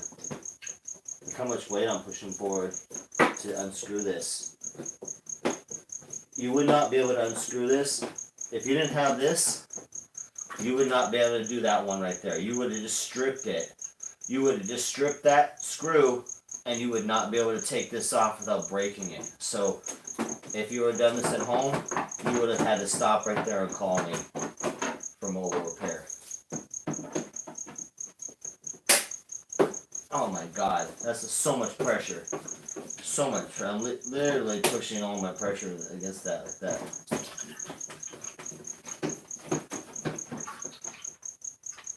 Yeah, they're great. Harbor Freight has these. This and the flathead for $5 for both. Highly suggest you buy it. Set. Oh my God. Let's see here. yeah, I guess we're gonna keep ripping this apart for a while. I didn't think I'd be streaming this long, but we're gonna should keep ripping it up. Baby Moon made me come out and work on the scooter.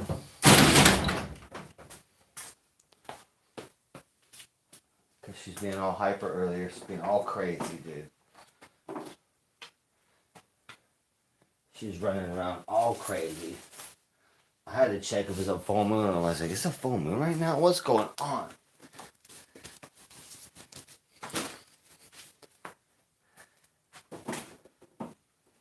All right. All right.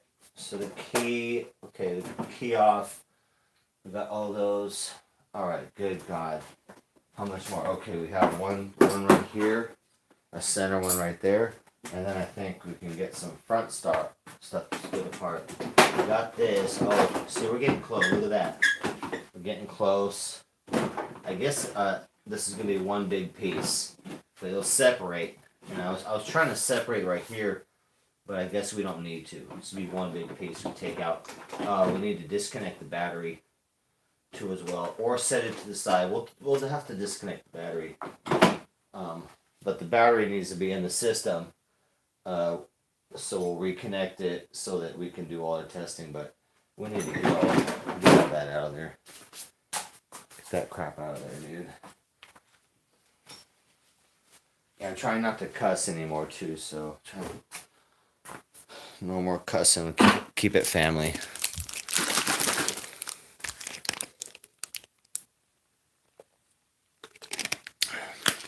Keep it family friendly. Oh, John, what up, buddy? Good to see you, buddy. I'm gonna be streaming almost every day, so I don't know what we'll be doing, but right now we're working on the free scooter. Got to get it fixed and sold, so I can get money to fix my bike right here, my motorcycle. Sell that for 4,000 or 5,000, and then sell that RV generator right there for 2,000, and sell my car for like 5, and I'm out of here, dude. I might be able to leave here with 10 grand in the savings. We'll see, but I ain't going anywhere till this is sold and done. My business is so freaking slow right now. I'm in big trouble. So that's why we're up at night working on my scoot, because we're in big ass trouble. So that's why I got free time, so we're gonna get this scoot going so we can get some money. So, I just worked like 2 days and my money went to just nothing. I'm like, I didn't even get to pay my car insurance, and my fucking like almost $300 is gone. I'm like, that's bullshit, dude. But gas is going up again too. Those bastards. I swear to God. I am tired of working for the gas companies. I'll tell you that. I'm tired of working for Chevron and Shell and all those fuckers.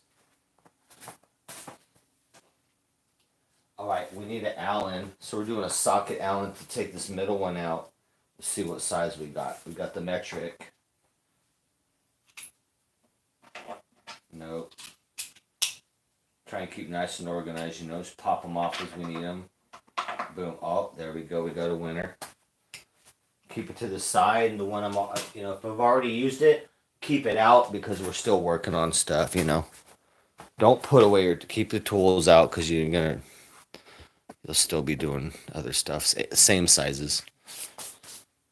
Okay, so we're going to try and take the front panel off here. We need a socket. You'll like this, you guys.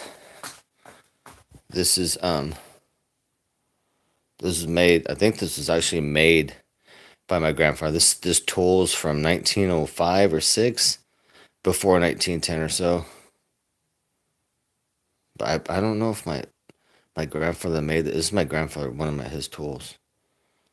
But it's well over 100 years old.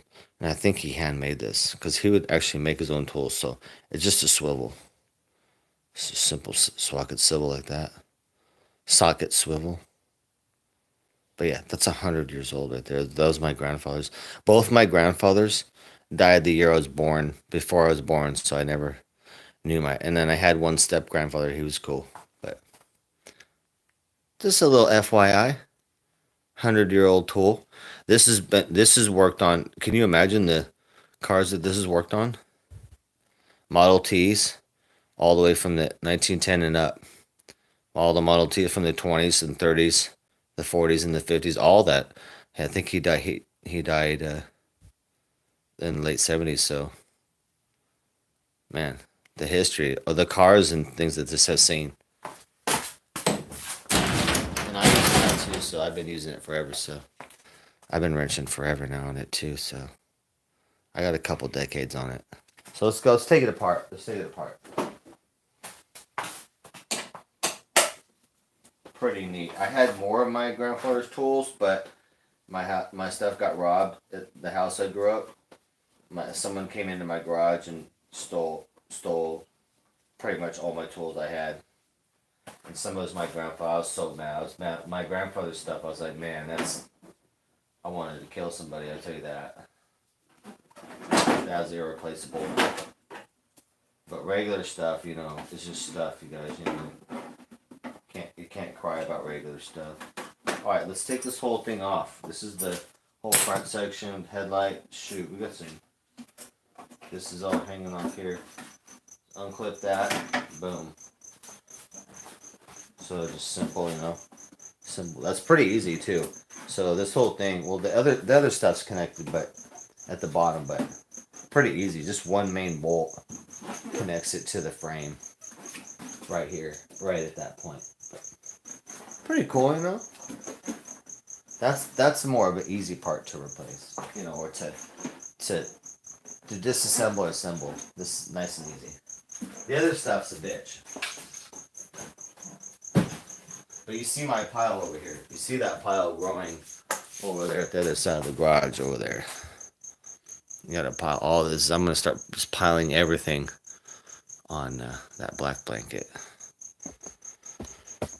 So much stuff in here, you guys. Let's get this scooter done and get out of here. So we got the whole bottom piece here too to take out. Let's lean it up. Carefully lean it up.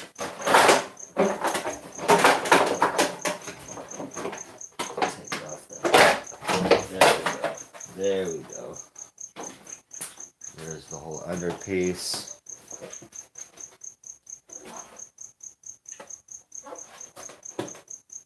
Pretty neat though. So let's get that out of there. Oh my god, look at all this stuff. Woo! I hope you guys remember how to put all this stuff back together. I'm expecting you guys to remind me in chat that you've watched. I'm like, chat, your job is to take notes at home. And upon reassembly, let me know how to do this. I'm more of like a disassembly type of business. Like reassembly, like no, we don't do that part. So, nah, we don't do that part of the business. I like to just disassemble things and leave it there. Alright, this is all, look, and we got this whole front piece too. Alright, we got a 10 millimeter bolt right here. So you saw that we did the 4 10 millimeters. You saw that we did the 4 screws. You saw that we did the 3 screws on each side. And now we have one 10 millimeter left. Take this big hokey off, and then we've removed all our plastics. It's not that bad if you take your time. But you really want to remember what you're doing. Because, so it's easy, so you know where things go when you reassemble them.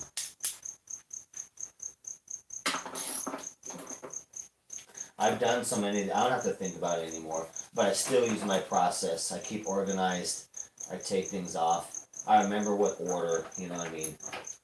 I'm remembering what order, so when we put this back together, we'll remember this goes back on first, the black part, and then we put on the plastics. So this will go on, then the underside will go on, etc. Then we'll put the front on, then we'll put this back part, and then we'll be done. So, more parts. Let's put it in the bag. So much parts. Okay. Alright, we should be good on this piece. We will need to disconnect the battery for now. So let's go ahead and loosen up these terminals.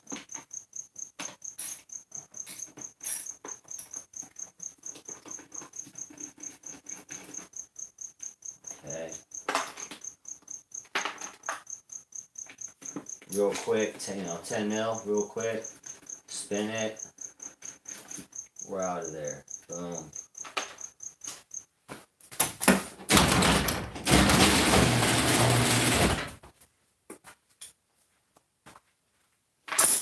Okay, we got our wires off. Clean. Take them out of the plastic. We're pulling this plastic out right now. Tired of this shit. Stuff. Here we go. Alright. There we go. So move this out. We've got to take the key out. And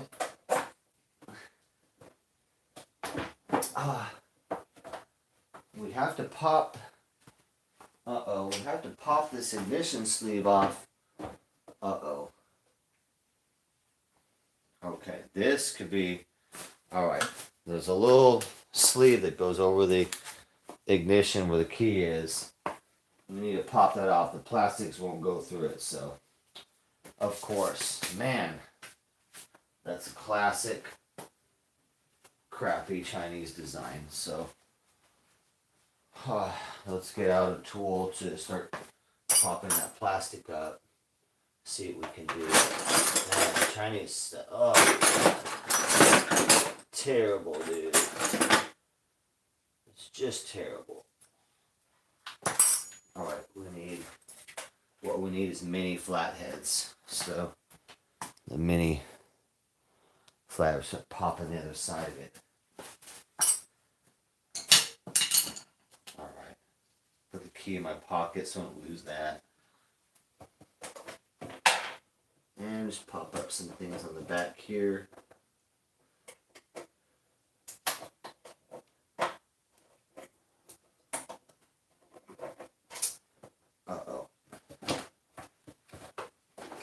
I might just try and force it up. There we go. I can't wait. Can't wait. I broke one little tab on it. That's fine. Things are ridiculous, dude. Ridiculous. Put that in the bag. Now we're ready to go. Pull this thing up. Pull that back like that, and then pull it up now. Lord, let go. Let go. Woo! There we go. Jesus. Let's get our battery out of there. Alright, so this big old piece is put over on a big pile. Look at our pile. I told you guys I wasn't joking. Look at that pile over here now. Good.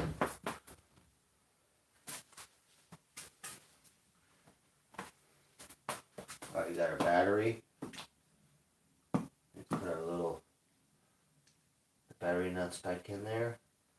And we'll hook it back to the system. Let's see what we got. We got our main positive. We're gonna put it off to the side.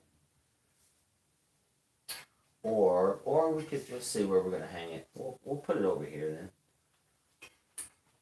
We need to put it on top of a board or something. We're just gonna set it right here. Shoot. The battery nut fell out, you guys. Oh no. There it is. Okay.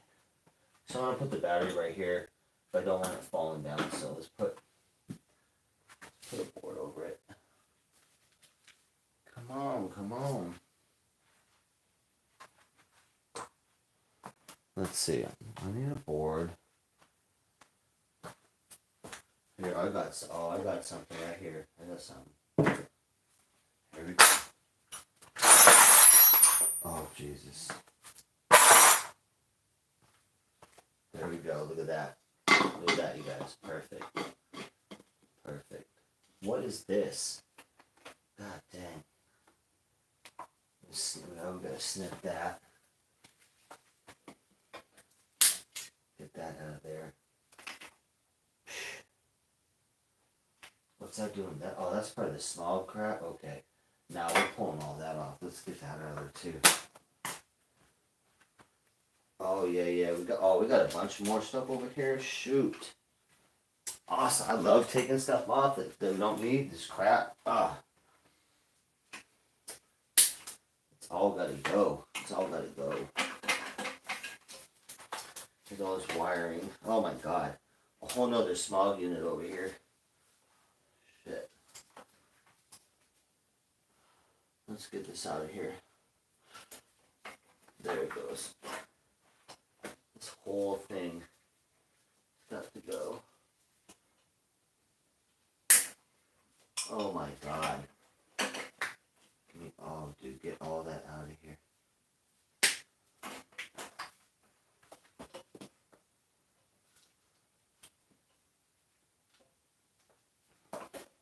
Yeah, we're gonna redo stuff too. So, holy moly, you guys! Like, we don't need any of this either. Damn! Look at all this. Look at all this crap. Like you don't need any of this. It's a waste. It's a waste energy to produce all this crap to make it all. Fuck, dude. And it'll run better without it. Morons, dude. I'm telling you. So look at that pile's huge over here. We're getting almost near maybe 10 pounds of crap.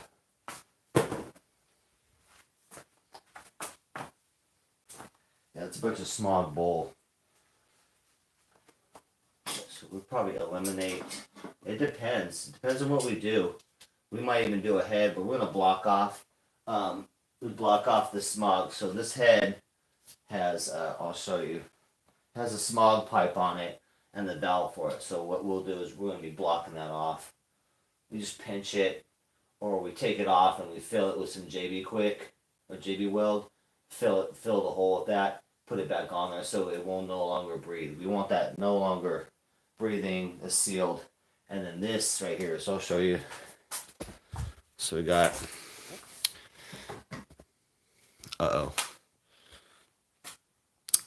It's freaking out. No. So there's the smog actuator. So we just need to block off this pipe. So we'll take it off right here, but oh Jesus. But you can buy a whole head without that, but we're just gonna block it off. We don't need all that. We're literally just gonna fill the hole with some JB Weld and fix it. We'll be done.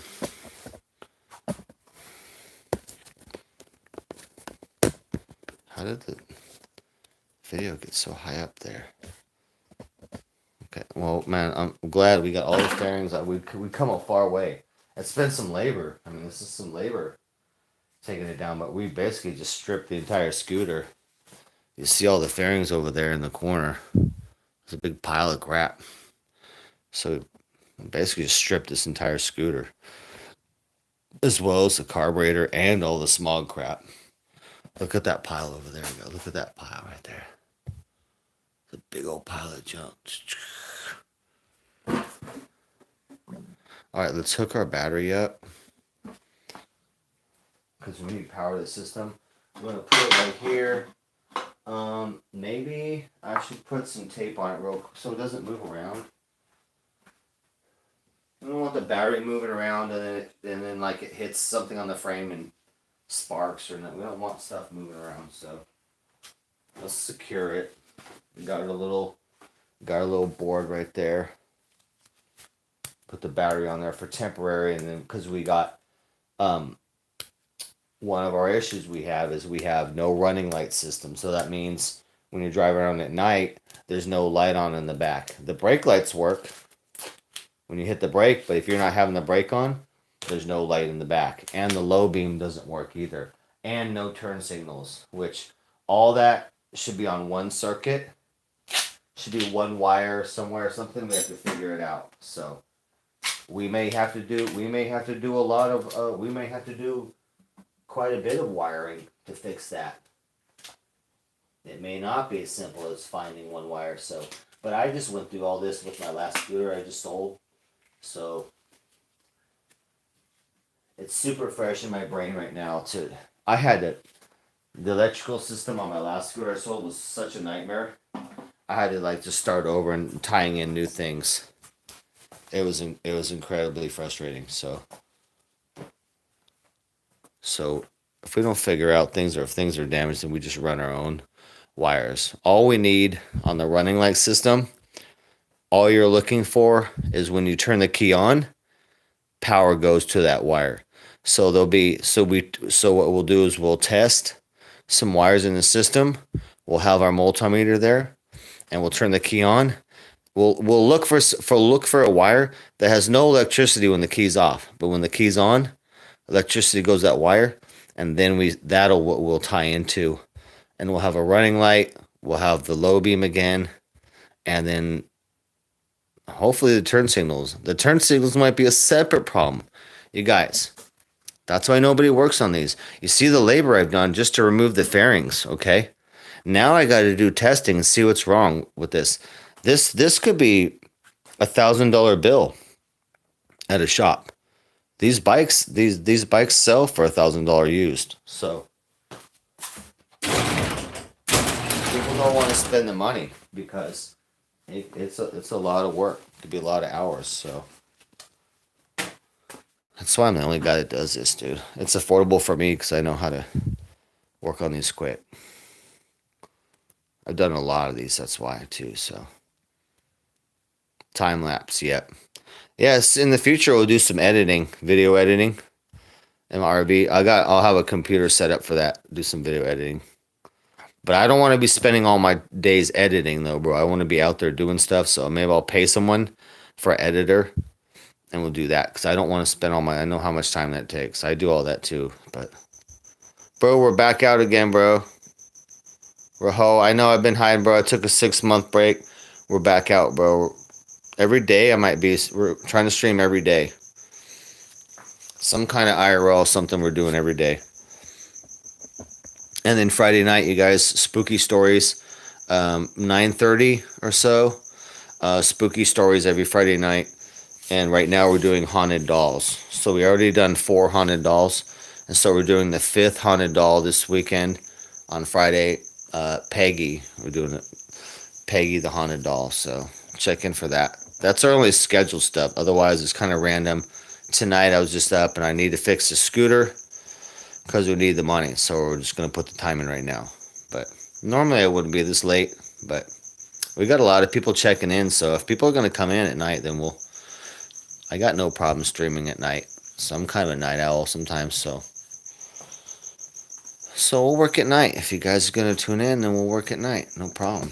All right. So we got our board secure right here, Let's get our battery on there. You gotta pop the 2 battery nuts on there right there. Don't let them fall out. The square to position them in there.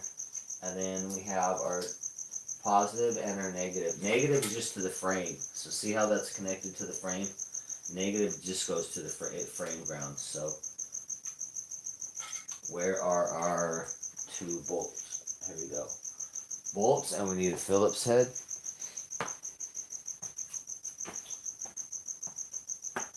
Phillips head. Yeah, we got to get this scooter sold, you guys, to get the bike sold, and so I can get out of here. I just need to sell. The RV's ready to go.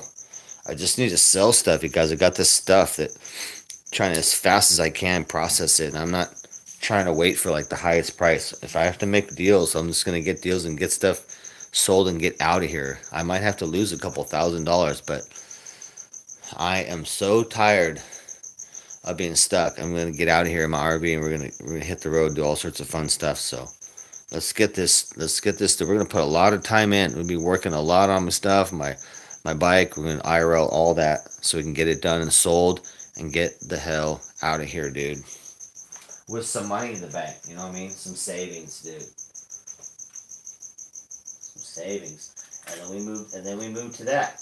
That's stage 2 into the RV and on the road. and try not to touch my savings. I'm trying to add to my savings once I have it. So when I be working or doing things, or maybe I flip it, maybe I buy a motorcycle and we flip it, you know. I'll buy a motorcycle cheap.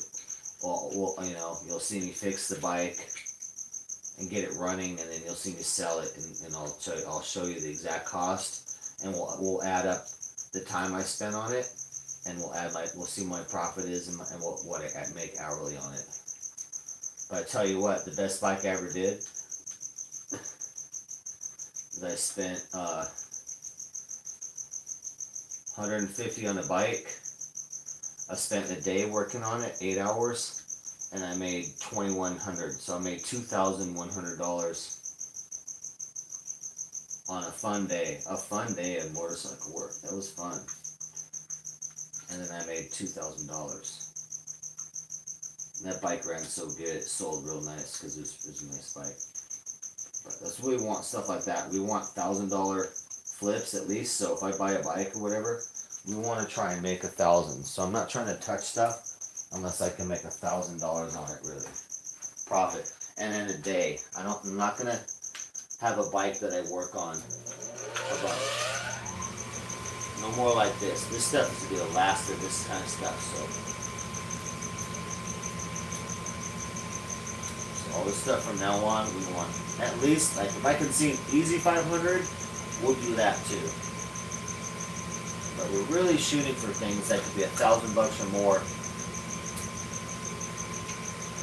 for, you know, not too many hours. Done in a day, but, you know, less than 8 hours, 6 hours, maybe 5, 4 hours. That's what we want. We want $1,000 days. Once we sell all this stuff, once we sell this crap, all this stuff's loaded in my RV, the bike's gone, all the shit's gone, all the motorcycles gone, scooters gone, then we just flip one bike at a time for high profit. And that'd be good, like, on the road money.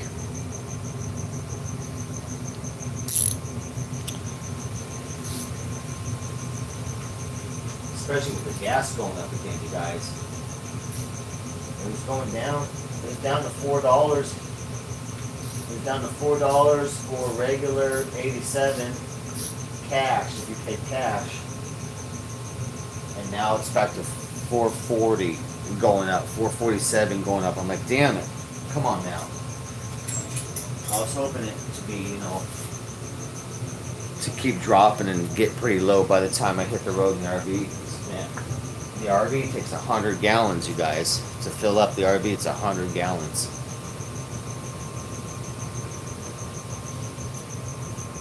I'll probably put 90 though.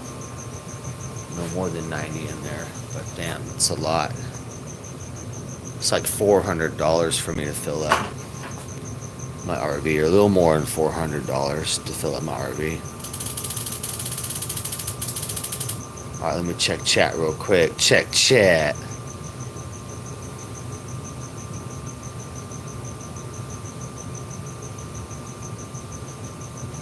Yeah, buddy, appreciate it. Yeah, set your notifications, bro, and you'll see everything I'm doing. But really, the main stuff that I'll be doing is really when I get on the road in the RV. Because once I sell all my stuff here, I'm going to be buying 2 new phones before I leave. So I'll have a regular phone, and then I'll have for streaming, and then I'll have a chat phone. So we're buying some stuff, but that'll be when we're serious. Because I'm going to have a motorized selfie stick, and, you know, gyroscopic selfie stick. So we'll have some nice toys when we leave. So we're going to be upgraded big time. But until then, we're kind of just cruising. We're IRLing. We're providing the content. But the real quality and the real stuff will be when I leave in the RV. First stop is LA. No, I don't. I wish I did. My RV is my house, bro. I basically made a tiny home inside it. So I bought my RV for $1,500, and I've spent probably $6,000 on it. I have to spend $2,000 more, so not too much, bro. And it's full tiny home, you know what I mean? Like, got shiplap wood, Japanese theme, glass fucking sinks, cork flooring. It's all gonna be super pimp. Engine's good. 454 engine. There's a rebuilt, low miles on it. It's pretty good. It's got headers on it, racing headers on it, and then we're gonna fiber wrap those, so it's got headers. And I have a huge. Oh, bro, you're gonna love this. The 454, I bought an MSD, so I have the MSD fuel injection conversion. So basically, you take that carburetor off, you fucking throw that in the dump, and you put this $1,000 unit on, and it's basically it looks like a carburetor, but it's a fuel injection unit. So it's got a computer and all this stuff that goes with it. It's very simple. So it just pops on there, and now your V8 is now fuel injected, super hyper intelligent, smart. It learns as the motor goes, so it'll max out the power and the fuel efficiency. So my mileage will go probably from 10 to 15. I'll get 15 miles a gallon, and my power will increase pretty significant. And I have an MSD distributor ignition. I have an MSD electronic ignition to go with that. So that's an all new distributor, all new wires, and all the MSD to match the MSD fuel injection system.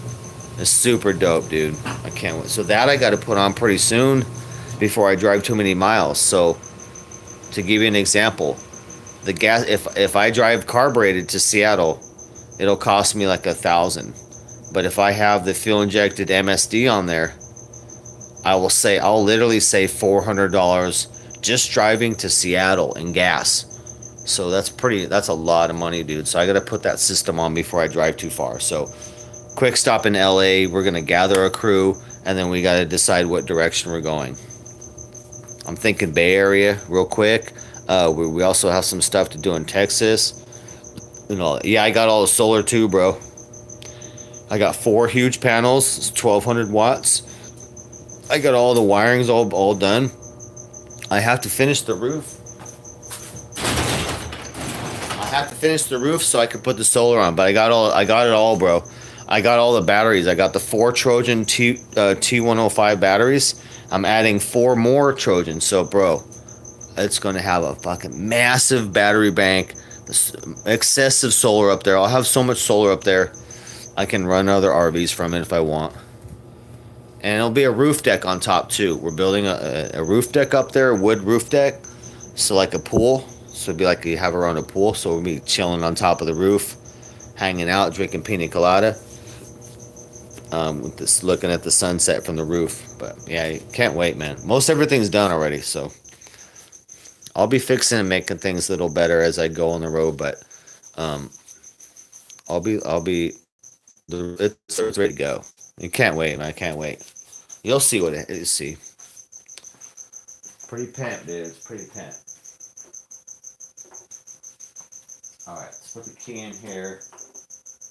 All right, we need to take this intake manifold off right here, and then we're almost done disassembling. But yeah, look at that. You turn the key on, no lights. There's no lights on here. No lights on the dash. Like, dang. No turn signals. Got the horn. Got a horn. Uh-oh. Why is it not starting? Oh, you know what? We forgot one wire. That's why. I was like, what's going on? We forgot the main power wire. We gotta put that on there then. Put that on there real quick. Yeah, RV is gonna be so nice. But I will be working on it for a little bit, getting a little more things functional, and then later on making things like cosmetic better. But it's ready to travel, dude. RV is ready to travel. I got some new tires on there. I got 2 new front tires and a new spare for any of the back ones. So, but they're pricey, man. Shoot, it's like $300 for a tire. Just to buy the tire, and then you got to get it all installed and all that. So much money.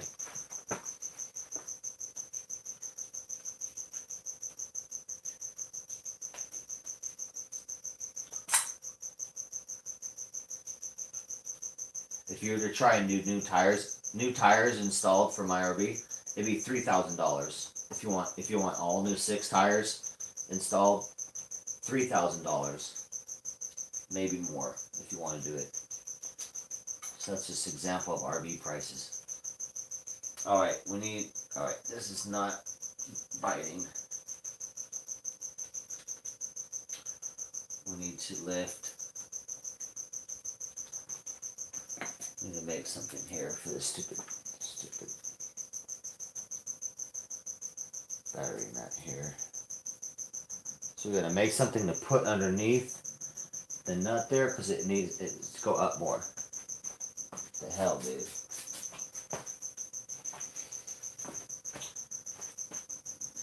Let's finagle this out of here. Don't scoop it, and then we're gonna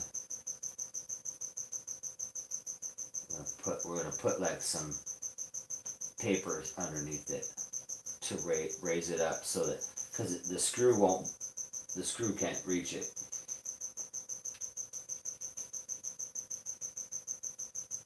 Okay, there we go. The more you add, the more wires you add, then you need a longer bolt to reach the nut so you can thread it in, or you put something underneath the nut like that, and now you have your battery connected. Yeah, you guys, we'll have lots of videos from an RV. So once I get into the RV, then we're going to be doing RV repair, a little upgrade, cool stuff. I need to put some cabinet doors on, some wood stuff. It's going to be pimped. So once I'm in the RV, then it'll be quite a bit of RV IRL, fixing things, modifying, customizing, making things awesome. You'll see step by step. Every day we'll get something super good done. Every day they're going to knock something out that's awesome. So it won't take long for the RV to really come up and look really nice. I'm doing Japanese design, so the feel in there is like green accent Japanese design. Lots of wood, stained wood, light colored wood, nickel. So I'll have nickel stuff, nickel handles, nickel finish on things. I already have did my shower out, nickel finish on the faucets, all dope. Everything upgraded. No fake. I don't want to be able to see any of that fake wood vinyl that you see in RVs. So it'll all be real wood. It'll be like it is. So most of it's done. But super nice. Super nice.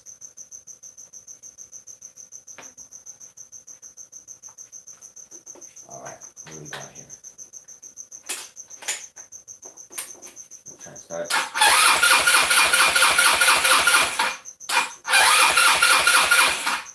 Okay. Now we can put our battery charger on it, get it back on there.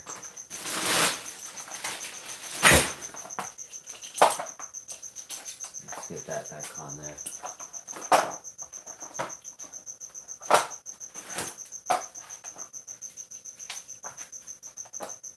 And then be careful here. And be careful if you got any, guys, you gotta be real careful of gas and stuff like that. Like if I had like a pool of gas, say I had some gas spilled here, right? The moment that this sparks, it's going to be on fire. So when you're dealing with batteries, just remember you're going to might have a little spark, and that's all it takes, a little tiny something. So always be aware. I know that I have a little gas smell, but I don't have vapors, no loose gas around. So don't be lighting your stuff on fire. And you're running around looking for a fire extinguisher that you don't have or something like that, man, you're going to be in big trouble with the scoot. And if it catches on where the tank is, then it's going to start pouring gas out. It'll be on fire, and then gas is going to start pouring everywhere at a big, like, puddle of gas, and then your garage is on fire. So be real careful when you're using electricity and jumping things and stuff. So don't do it around gas. And gas fumes. Remember, it's the fumes that ignite, not the liquid. It's the vapors. So you could be 3 or 4 feet away from a gas puddle, and it'll light because all the vapors are in the air, and that's what blows up. So it's boom, it'll blow up, and then all the liquid will start going everywhere on fire. And then the gas tank could blow up. The gas tank could blow up too. So don't mess around, you guys. If you can't do a good job on something, or you need to call a professional, or call a professional like me and get some advice. And I'll tell you, yeah, don't blow yourself up. Is what I'm gonna tell you. And I'm gonna charge you $20 to tell you, don't blow yourself up or put yourself on fire.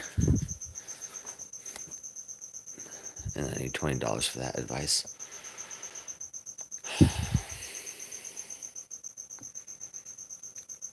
Let's see what we got. Yeah, we got the solar. Oh, States, where you at, Rahoa? Where you said you wish you're allowed in the States? Yeah, Captain Total. Yeah, all their RVs are just trashed. My RV would be a nice condition. My RV will not be like the chicken RV or Captain RV. It's gotta be really clean, no partying. No, it's gonna be different, but still a lot of fun though. But we are not trashing my RV. I would have to duct tape someone to my back bumper if they damage my RV. They will be my bumper. I will literally duct tape someone to my back bumper until we empty that bank account and they pay for the damage. So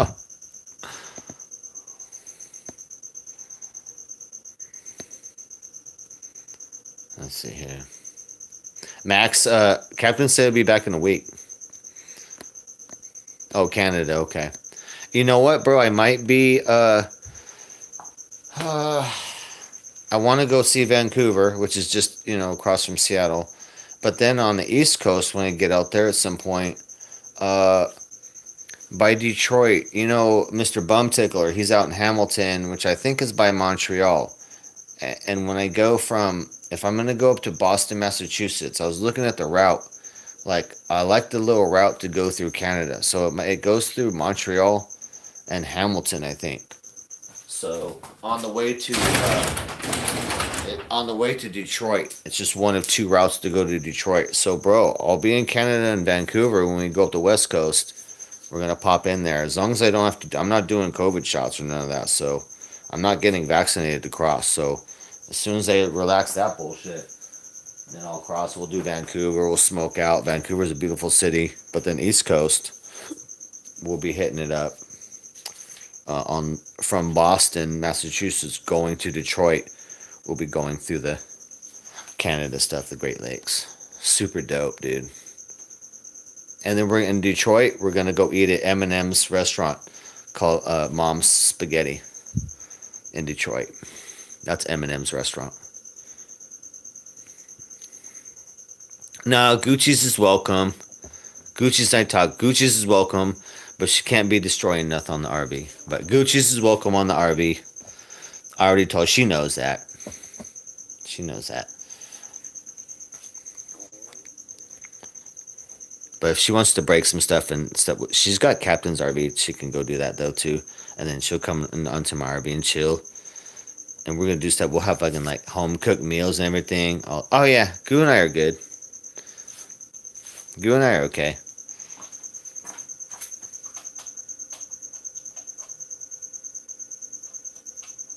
Yeah, Goo and I are good. I talked to her for Christmas. Her and AK and stuff. I called them and stuff. So yeah, we're good. Goo's a sweetheart. She's just going through some rough stuff. So I have no problem. She knows. I have no problem with Gucci's. She's a sweetheart. And, like I always do in my job, I always protect her if we're out, whatever, doing stuff. I have a protection role for her. So no matter what, if she punches me or mad at me or whatever, I always protect her, drive her around, help her out, and stuff like that. Make sure she's okay. So she knows that, dude. She knows that. DJ Darren Security Services, always in effect. And we travel state to state, so we show up if we need to. We show up. show up to protect if we need to. So we got our scoop going. We got it on our charger. Let's take this intake manifold off, and then we're almost done ripping stuff apart. Ripping stuff apart, and then tomorrow we will start installing stuff. So tomorrow we'll start installing the racing carburetor and that cool ass air the pod filter on it. We got to make sure things fit too. We got this big thing right here that may not fit through, so we gotta fit things. But I sure hope I don't have to do a top end on this and do all that. That would mean taking the cylinder off, putting new piston rings on and all. I hope I don't have to do all that, dude. But if we do, we're gonna take this from a 150 to a 170, possibly a 180 cc. So if we have to do the top end, then we're going up cc's, which means more power, and not more money. More power. We'll get the same gas mileage pretty much, and there's no difference in price. Same price for the whole top end. Under $100, I can get the cylinder, the head, the piston, all the rings, everything.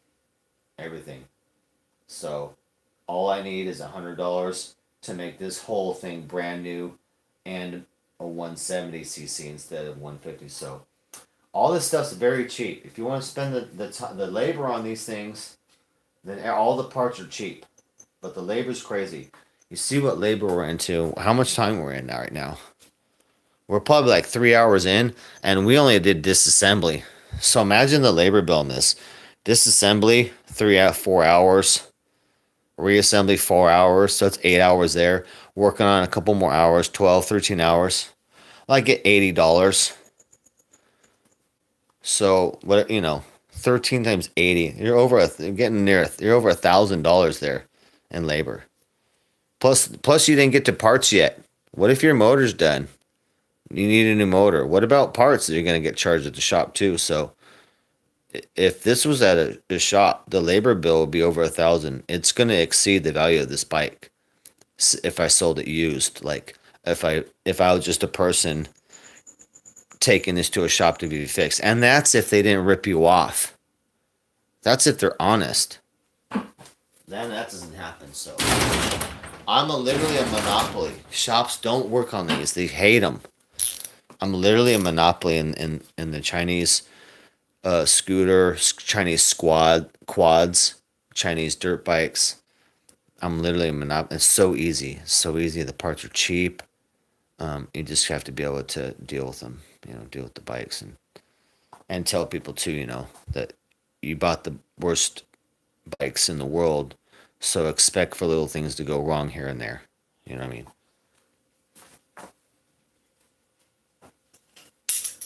You can't buy the cheapest made thing in the world and expect it to run all the time and not have to do parts and not have to do work on it. That's ridiculous. So if you don't want to work on your scoot, buy a Vespa.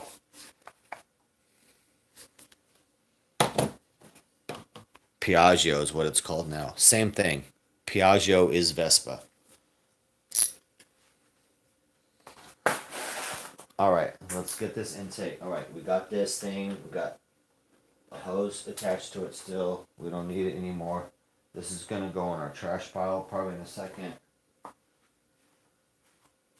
I'll show you guys one thing though we're doing.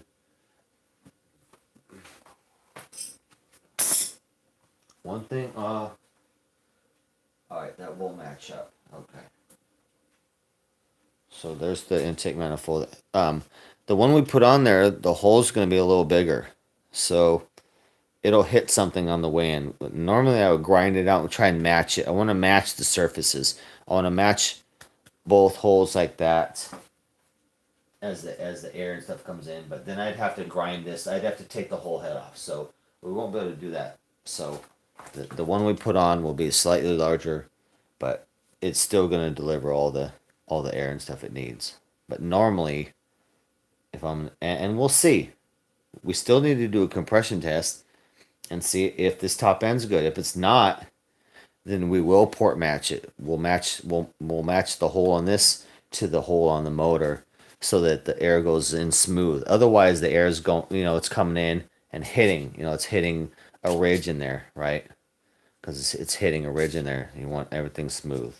So, all right. So there's that.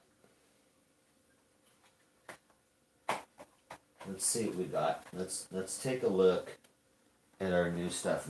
Let's pop it on there and see how it looks. We just added more to our trash pile. But yeah, let's take a look. Where's our new parts?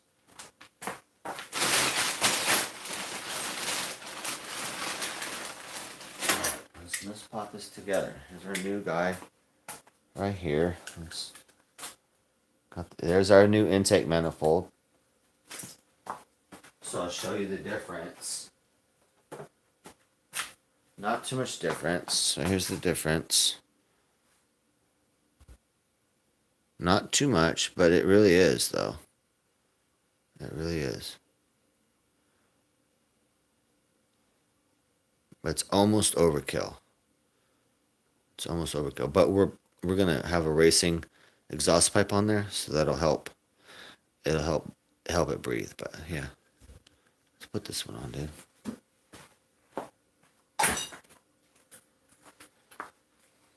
So it just fits right on there. It's already got the spacer. Boom, look at that. It's just made to go right there. You know what I mean? But like I said, the hole that it's going into is smaller. So it's gonna have that turbulence. So when the air goes through, it's gonna hit that shit and mix it up. Normally you don't want that. You want the air to flow to flow in smooth without any restriction and any turbulence hitting. You don't want anything bumps or ridges or nothing, so that the air and the fuel mixture comes in as fast, as smooth as possible with no spinning, no turbulence. But it's fine. We're gonna pop that right on there like that. Bam. Done. Now let's take a look at our carb, how it looks on there, and see if our pod filter fits on there, or if we're gonna have to make an extension for the pod filter to fit underneath the frame. It's got this frame piece right here that we can't, that round piece right there. Right there, the frame. So it's got to go through that. So we might have to do an extension on the air filter so that we can send it through there. Let me get you guys closer there. Oh, jeez, man. It's so annoying doing this garage door.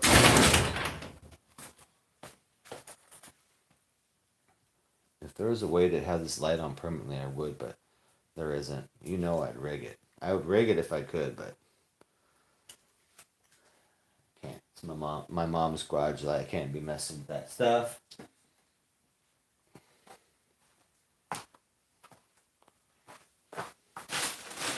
Alright, here's our beautiful pod filter, which I didn't even think was gonna fit, but it fits on there like a glove. Look at that. Ugh. Hold on, I'm gonna pop that on there just like it should be. Just, dang it. Oh, dang. Look at that. There's our new system right there. Get that out of the way. Nice, huh? 30 millimeter instead of 24 millimeter. 30 millimeter intake, 30 millimeter carb with the pod filter. We could even go up to jets. We could increase the jet sizes, but this is already maxed out for a 150cc scooter. It'll supply too much. It doesn't need it. So we're gonna keep the jet sizes stock how they are, because this could supply up to a 200cc bike if it wanted. So we got more than enough carburetor for this bike now. So let's do that. Let's do that. All right, it does not fit in there, so we have to figure out how we're gonna fit stuff. Oh, man, let's pop the pod off here. Let's see what we're going to do.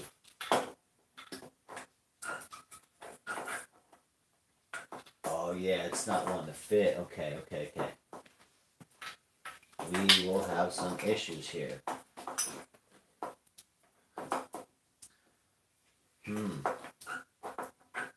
It may not even fit with the carburetor like that. Uh-oh, uh-oh. Nope, nope. Okay, well that's going to be an issue. Okay. So it might be too tall. We might have to get one that's lower. So it'll take, oh, can you see? It'll take this chunk. We might need this chunk out of here. Because right now, it's not, I can't cut this piece either. I can't cut this. That's a critical frame piece. So right now it does not fit. It does not fit. And it's not going to. It's not going to. It cannot. Yeah, okay, okay.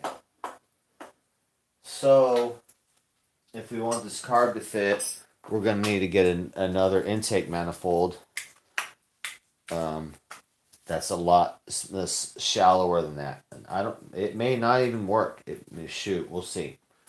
Let me see. Let's compare the old one and see what trouble we're in here. Okay. Let's compare the angles and see. So we're just going to get a shallower one. Okay, so they sit equally like that. Okay.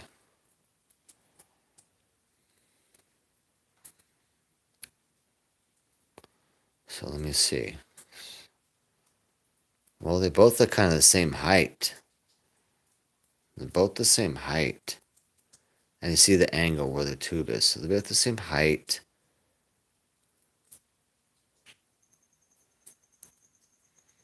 Oh, I don't know. You know what? I don't know what we need. You know what we need? We have too much extension on here. You know what we need? This has to come off. This has to come off. We need a rubber one of these. Because I bought the aluminum because I like the aluminum. You know what we're going to have to do? We know what we're going to have to do. We need one that's rubber. Because we need to be able to pop it on like this. Just the carb needs to pop onto that. This one's metal. So you have to use that.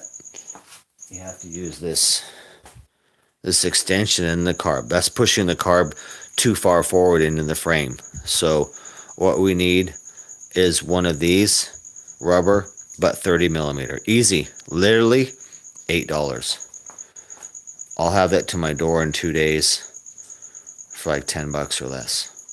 So we need a 30 millimeter one. So we're not popping any carbs on. Not doing any of that. So this, and we'll probably throw away. Useless. So absolutely not going to fit. So we need one of these bigger, 30 millimeter. I'll order it tonight. And it'll be here in a couple of days and we'll put that on there. But that's kind of a bummer. I like the aluminum. The aluminum also acts as a coolant. It cools. So you want the air cooling. So all the air coming in like that, it gets very cool. So that's a performance thing too as well. So I like it because it's cool and it travels farther. So it travels farther. It's taller. So anyway, too bad we can't use it. I'll throw it away. And we'll just order a rubber one like this. You know, just the bigger one. Okay, well, it is what it is. And it'll have to be rubber. We won't be able to do aluminum one, so. Oh, we got some more rain. We had more rain coming in today, you guys. What is my battery pack keeps like just turning off by itself? That's not gonna work.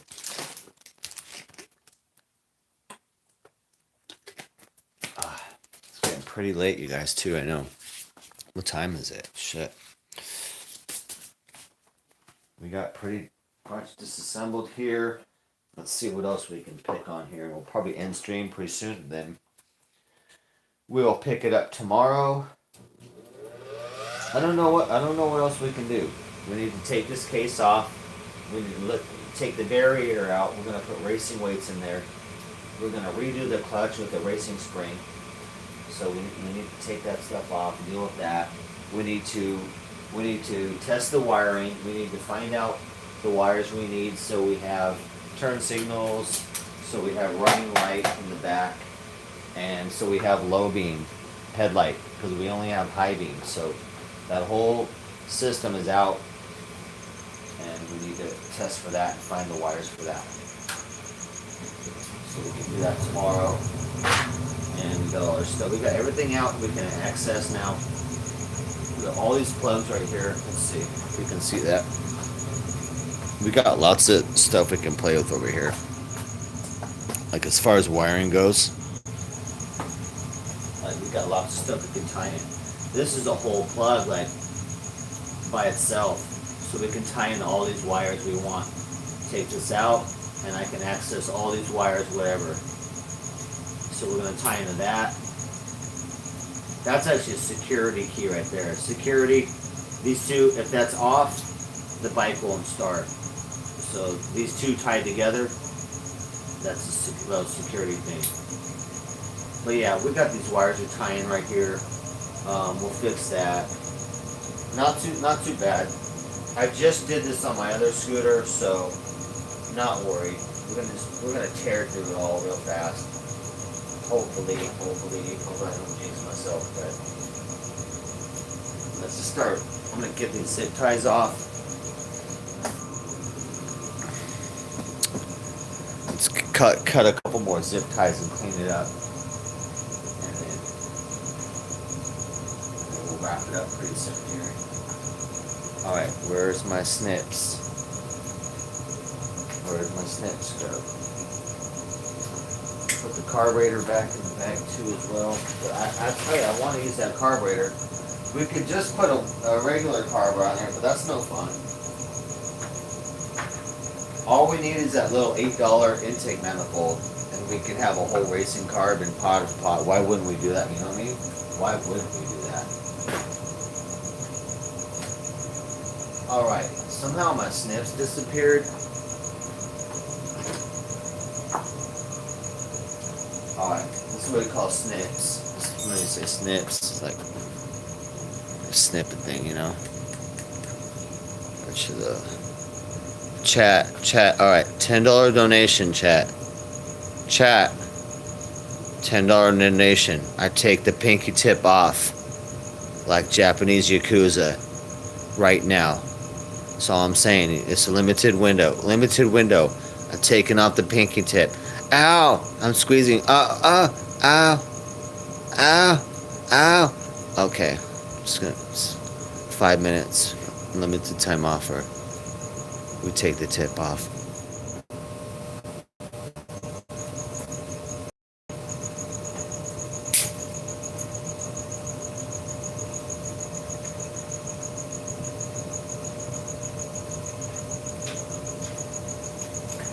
Okay, we got more wiring, we got rear light wiring. We got to get to all this because we got nothing working. A bunch of wiring is like, I'm wondering what it is. I'm wondering why. We'll find out. Sometimes you don't find out. But we'll find out. There should be power going to this, to the things that are not, the running light system is not powered. We're going to try and figure out why. But I don't see anything cut. Nothing's cut. I don't see any wires disconnected. Everything looks good. That's why people go crazy. Chinese scooters are just crazy. And then like you'll have the same color wires, right? But when it goes into a plug, it's different color wires. So you can't track wires. Because the wires change. Every time they go in a plug, the wire changes colors. So you're like, oh my god, dude. Every color in the book, all over, none of it makes sense. And all the companies are all different colors.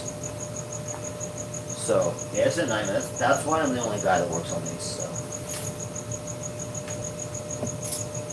But it's all easy. For me, it's all easy. And I like the challenge. Because these can definitely be challenging. Trying to figure out all the little weird, stupid stuff that goes wrong in it. Only with Chinese stuff. Only with this cheap stuff. You have all these weird problems, man. Just nightmare. But for me, it's fun, you know. For me, it's. But learning it though, you're like, oh my god. It's like, why do you make stuff so terrible? It's like so they can keep selling parts and bikes. So it fails. That's why. Because the Chinese only care about money. That's why.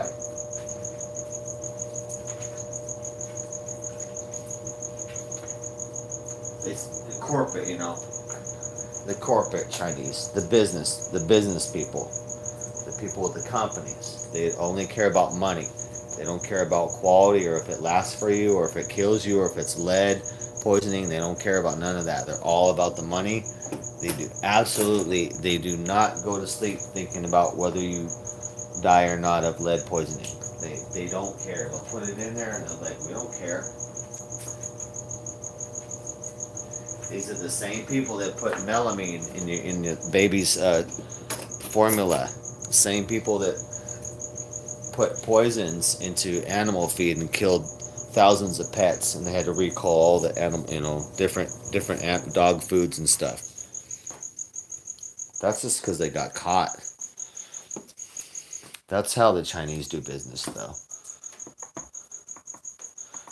They will literally kill your babies for money. And melamine, like when they caught him doing that, baby formula, like the powdered baby formula, the Chinese put melamine. Melamine is like a floor laminate. Melamine is like a white powder floor laminate that you use for flooring and like construction. And they're like, yeah, like, oh, we put this in your baby formula for your baby. For your baby. Floor cleaner for your baby. So that's how the Chinese do it. So if you want to know why your Chinese scooter doesn't work, because they don't care. They will kill your baby. They don't care if your scooter works.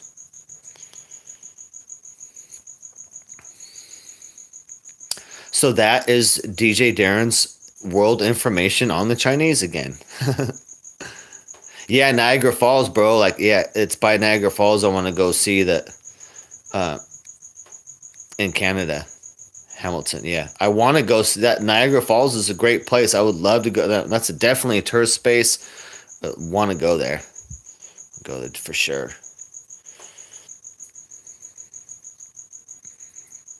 Oh, Vancouver? You live in Vancouver? Yeah, that's the more likely place to be first. Because I think we're going up the West Coast first. Because we'll be in Frisco, and then that's just a hop and jump up to Portland, and then Seattle, and then into Vancouver. Like, that's what I really want to do pretty quick. I mean, it doesn't have to be no months. That can be done in a week.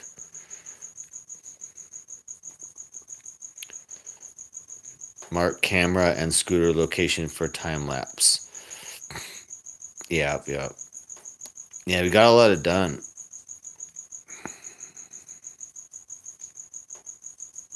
You guys said it. We need that pinky. Yeah, they call it. That's another thing the Japanese do. You know what I mean? They'll be like, they disrespect their business, or in the Yakuza, whatever. They like, they gotta cut this pinky off. They be like, ah! And they put it in a little tissue, and they hand it over like this. They go, oh, there's my pinky.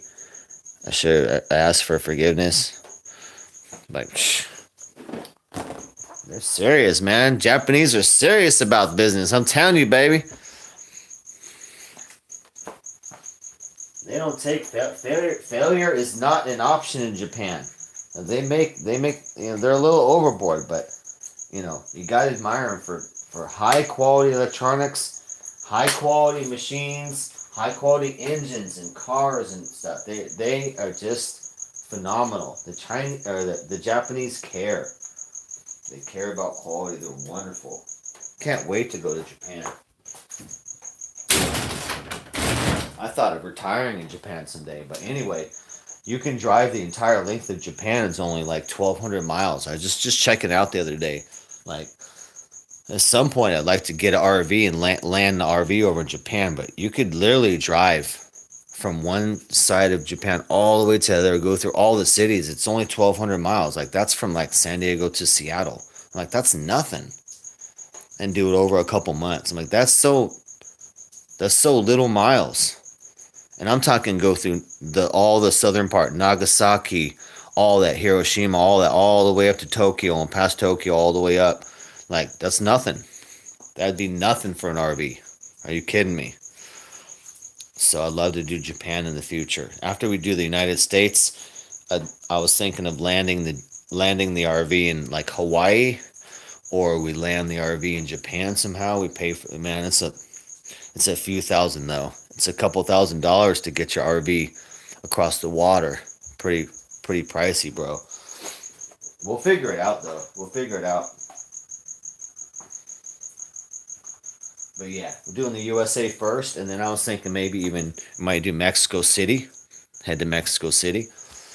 And then we're doing of course we're doing Canada, but not too far in, Montreal, and then we're gonna do Vancouver, but might go to Mexico City through Monterey.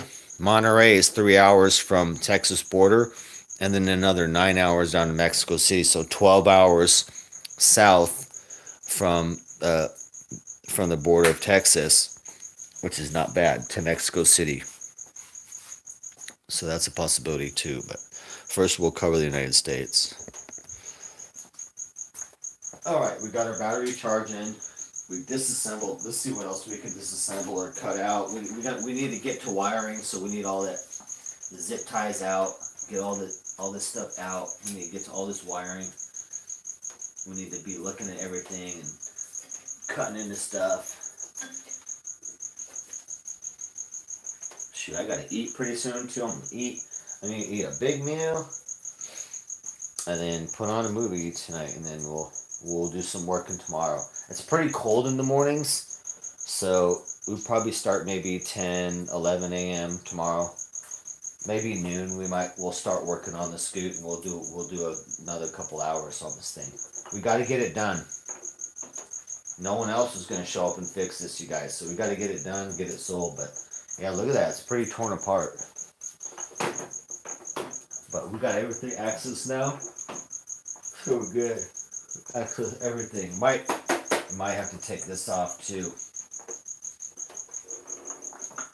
I won't do it yet, but we might have to take this thing off too, which is like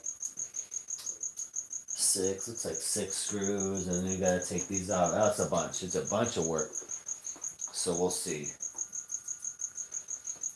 Oh, yeah, whatever.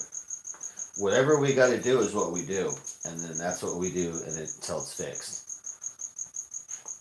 It won't be much money. It'll just be time and labor, and we want to get that done as soon as possible, and not just blow all our time doing this. It's ridiculous. So we'll be efficient, get it done quick.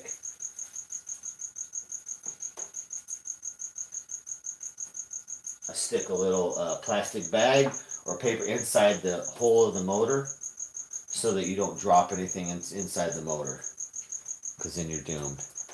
So put something inside the hole where the intake manifold was on the motor, on the intake, so nothing drops in there. Okay, what else do we need? What else? We're looking good.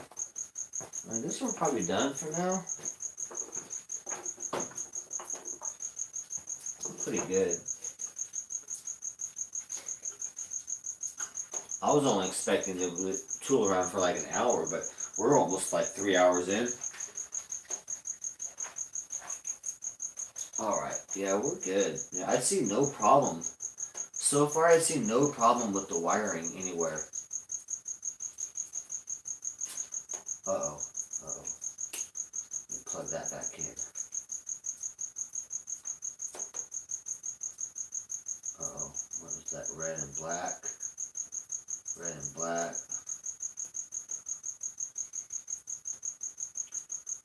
So what we'll do is we'll plug and unplug everything. Because it might be a plug, might be bad. Or just not contacted. So plug and unplug everything. And then we try and see if anything turns on. Because right now we're doing electrical diagnosis, but we're also diagnosing motor. But right now we'll be moving on to electrical testing and all that, and so we want to see what's going on. And I'll probably, when I work on it, I'll just keep the key on. So if something turns on, I'm gonna see it, right? And I'll keep a turn signal on. So if at some point it goes on, it'll be click, click, click, and I'll know that I got it. But right now we only have horn, no turn signal, no lights on the dash. It turns over. We got that, but that's it. And you can see the brake light. Brake light works. We're good on that. That's all we got though. And we have high beam. We have no low beam, no turn signals, no running light. So you can't ride it at night. But we'll fix all that. We'll try and fix that tomorrow. We should be able to get that fixed tomorrow. All the electrical should be working tomorrow. And then we just figure out the motor. We'll have to order that intake manifold, the rubber one, so we can put our carburetor on there. We need to send a tube through it so we can get the pod on there. And then yeah, we need to order a racing exhaust. It's going to be kind of the same exhaust that it has. It might be a shorty one, but because we want it red, I want a red one.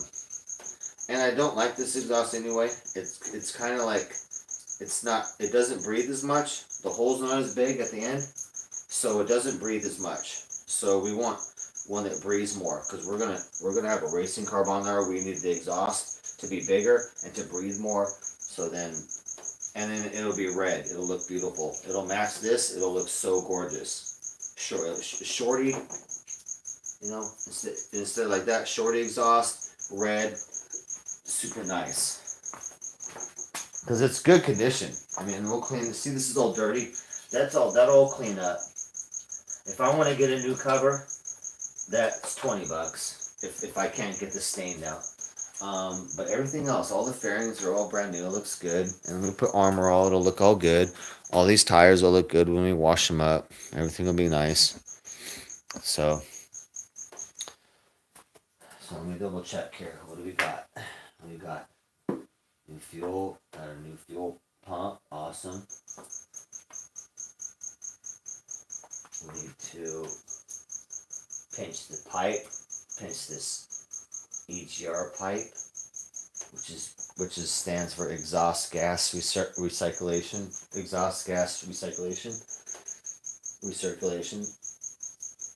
So we get rid of that, but just pinch it. We're just gonna clog it, pinch it, so we can't breathe anymore. And then that's it. And we're done. No more smog system. No, none of that crap. It's all in that pile. You see that pile over there? It's crazy. Bunch of junk. Okay, I'm pretty satisfied. Yeah, I don't see any problems with the system, but yet we do not have nothing else turned on. Let's look here. Nothing else turned on. So that you gotta wonder, like, you may never find on a Chinese scooter, you may never find, like, okay, how come that whole system's not being powered? And you trace all the wires and they're all fine. And there's nothing broken, and all the switches are good, but it just doesn't have any. Like, well, then you just start, you do your own wire. You cut into another wire, right, and you run your own wire and supply your own. Like, that's what we're going to have to do, because right now, all the plugs are good, everything's good. Nothing's been cut, all the plugs are good, but yet it's not supplying power as it should. So we'll figure that out tomorrow. That's unacceptable. But if we have to run our own wire to supply power to this, we'll do it. And I just did. So the last scooter I just sold had the worst electrical I've ever seen in my life. So I'm not even sweating this thing, because my last one, my God,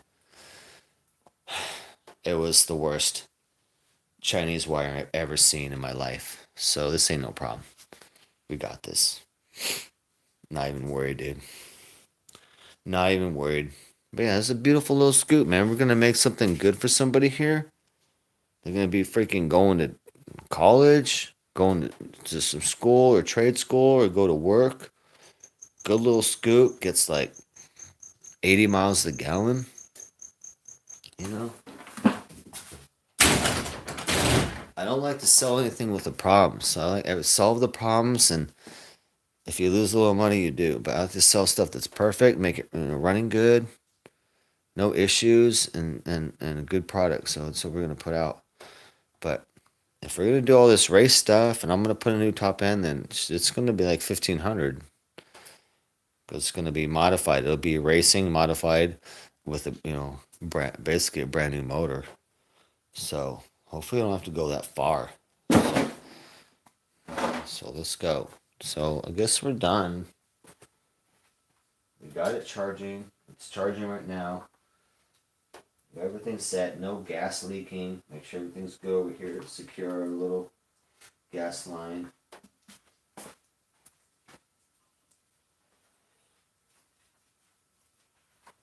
All right, you guys. Shoot. Yeah, I'm excited. I'm excited. So tomorrow we'll go through the electrical. We'll crack it out. Not much we can do on the motor anymore. What we can do is take the valve cover off and double check. I had to do a valve adjustment, and the exhaust valve was way off. So someone who was in the valves messing with the valves that didn't know what they're doing, they messed it up. So we'll double check that again. But they should be perfect. But we'll double check. We'll rotate the motor, and we'll use a feeler gauge, and we'll check both valves. There's only two. We'll check both of them to make sure they're perfect, and we'll seal that up and not worry about it, because that was an issue. And if it's these are weird, man. I said it perfect, but it may not. It may not be still. So we'll double check that, and then we'll put that on and seal it and forget about it. And then we need to do a compression test somewhere on this. I don't. Both my compression testers broke, so I need to borrow one or buy one so we can test compression. Compression should be 120 or higher. If compression is at 100, then it needs to be rebuilt. Usually compression on anything, if it's 100 psi or below, if it's like 90, you need to rebuild at that point. It may still run, but that's terrible. Compression, real compression should be 140, 150 and higher for stuff. So we do need to check compression to see if we have a good motor or not. And if we don't, then we'll do the top end. If we do, we're done. We don't. Then the issue was something else. And we just have gone through so much stuff. We may have already solved the issue, which we found some stuff. So we don't care. But we're taking all that smog, all that crap off. We're bringing this up to a new level, and we will adjust it with the new racing carb. We'll tune everything in. It'll be stubborn, but we'll get it all adjusted, and it has to be a daily driver. It has to be, has to start within a couple seconds every day, cold, and then we'll make it do it. So we'll make it happen. You know how we do it. This one's a pain in the butt, though. This one's a pain in the butt. And we had a mechanic mess the spike up, and then ripped off the customer. So customer paid $1,200 to get this back completely messed up. So imagine paying $1,200 and the mechanic messes up everything. All this readjust. Oh, this is terrible. It's supposed to be a new motor in here. It's not. There's not a new motor in here. And there's old oil. There's black oil in it. So if there was a new motor, it shouldn't even have black oil. But there's black oil in it, so the mechanic didn't even change the black oil in it. So yeah, this has been totally ripped. That mechanic completely ripped off the customer. So we're gonna make it right, fix this thing, and get it sold for some good money, and it'll be a good product for somebody. That's how we do it. And then we go to sleep at night, and we sleep soundly because we did a good honest deal, and we fixed something for real, and we sold something that's good for somebody, and we're not ripping somebody off. And that's how we go to heaven. And that's your spiritual lesson for the night. That's your spiritual lesson for the night.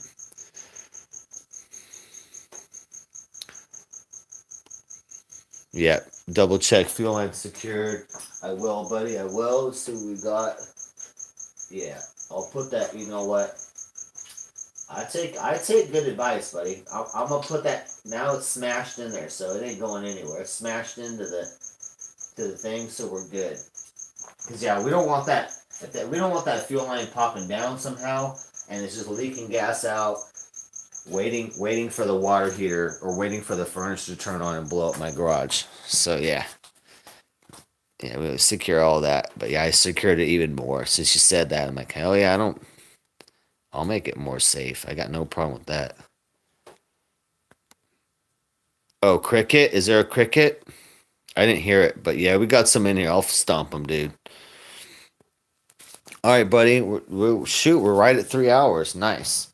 Make sure you guys hit the like button, thumbs up, subscribe, hit the notifications, and put all, and then you'll be notified every time I go live.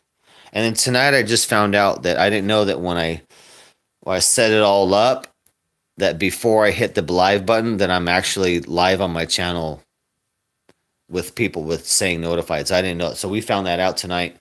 So I know that now too. So we can use that. So it can give, basically it can do, I want to be able to put like, hey, stream starts in 30 minutes, So I want to be able to set that up so people have time. So in the future, we'll figure that out, stream starting in 30 minutes so you can plan on it better. So, all right, you guys, we appreciate you coming into the channel. RV Life DJ Darren, thank you for coming out, fixing this little Chinese scoot 2015 GY6 150cc scooter, part 3. Part 4 coming up tomorrow about noonish. Thank you for coming out. I love you guys.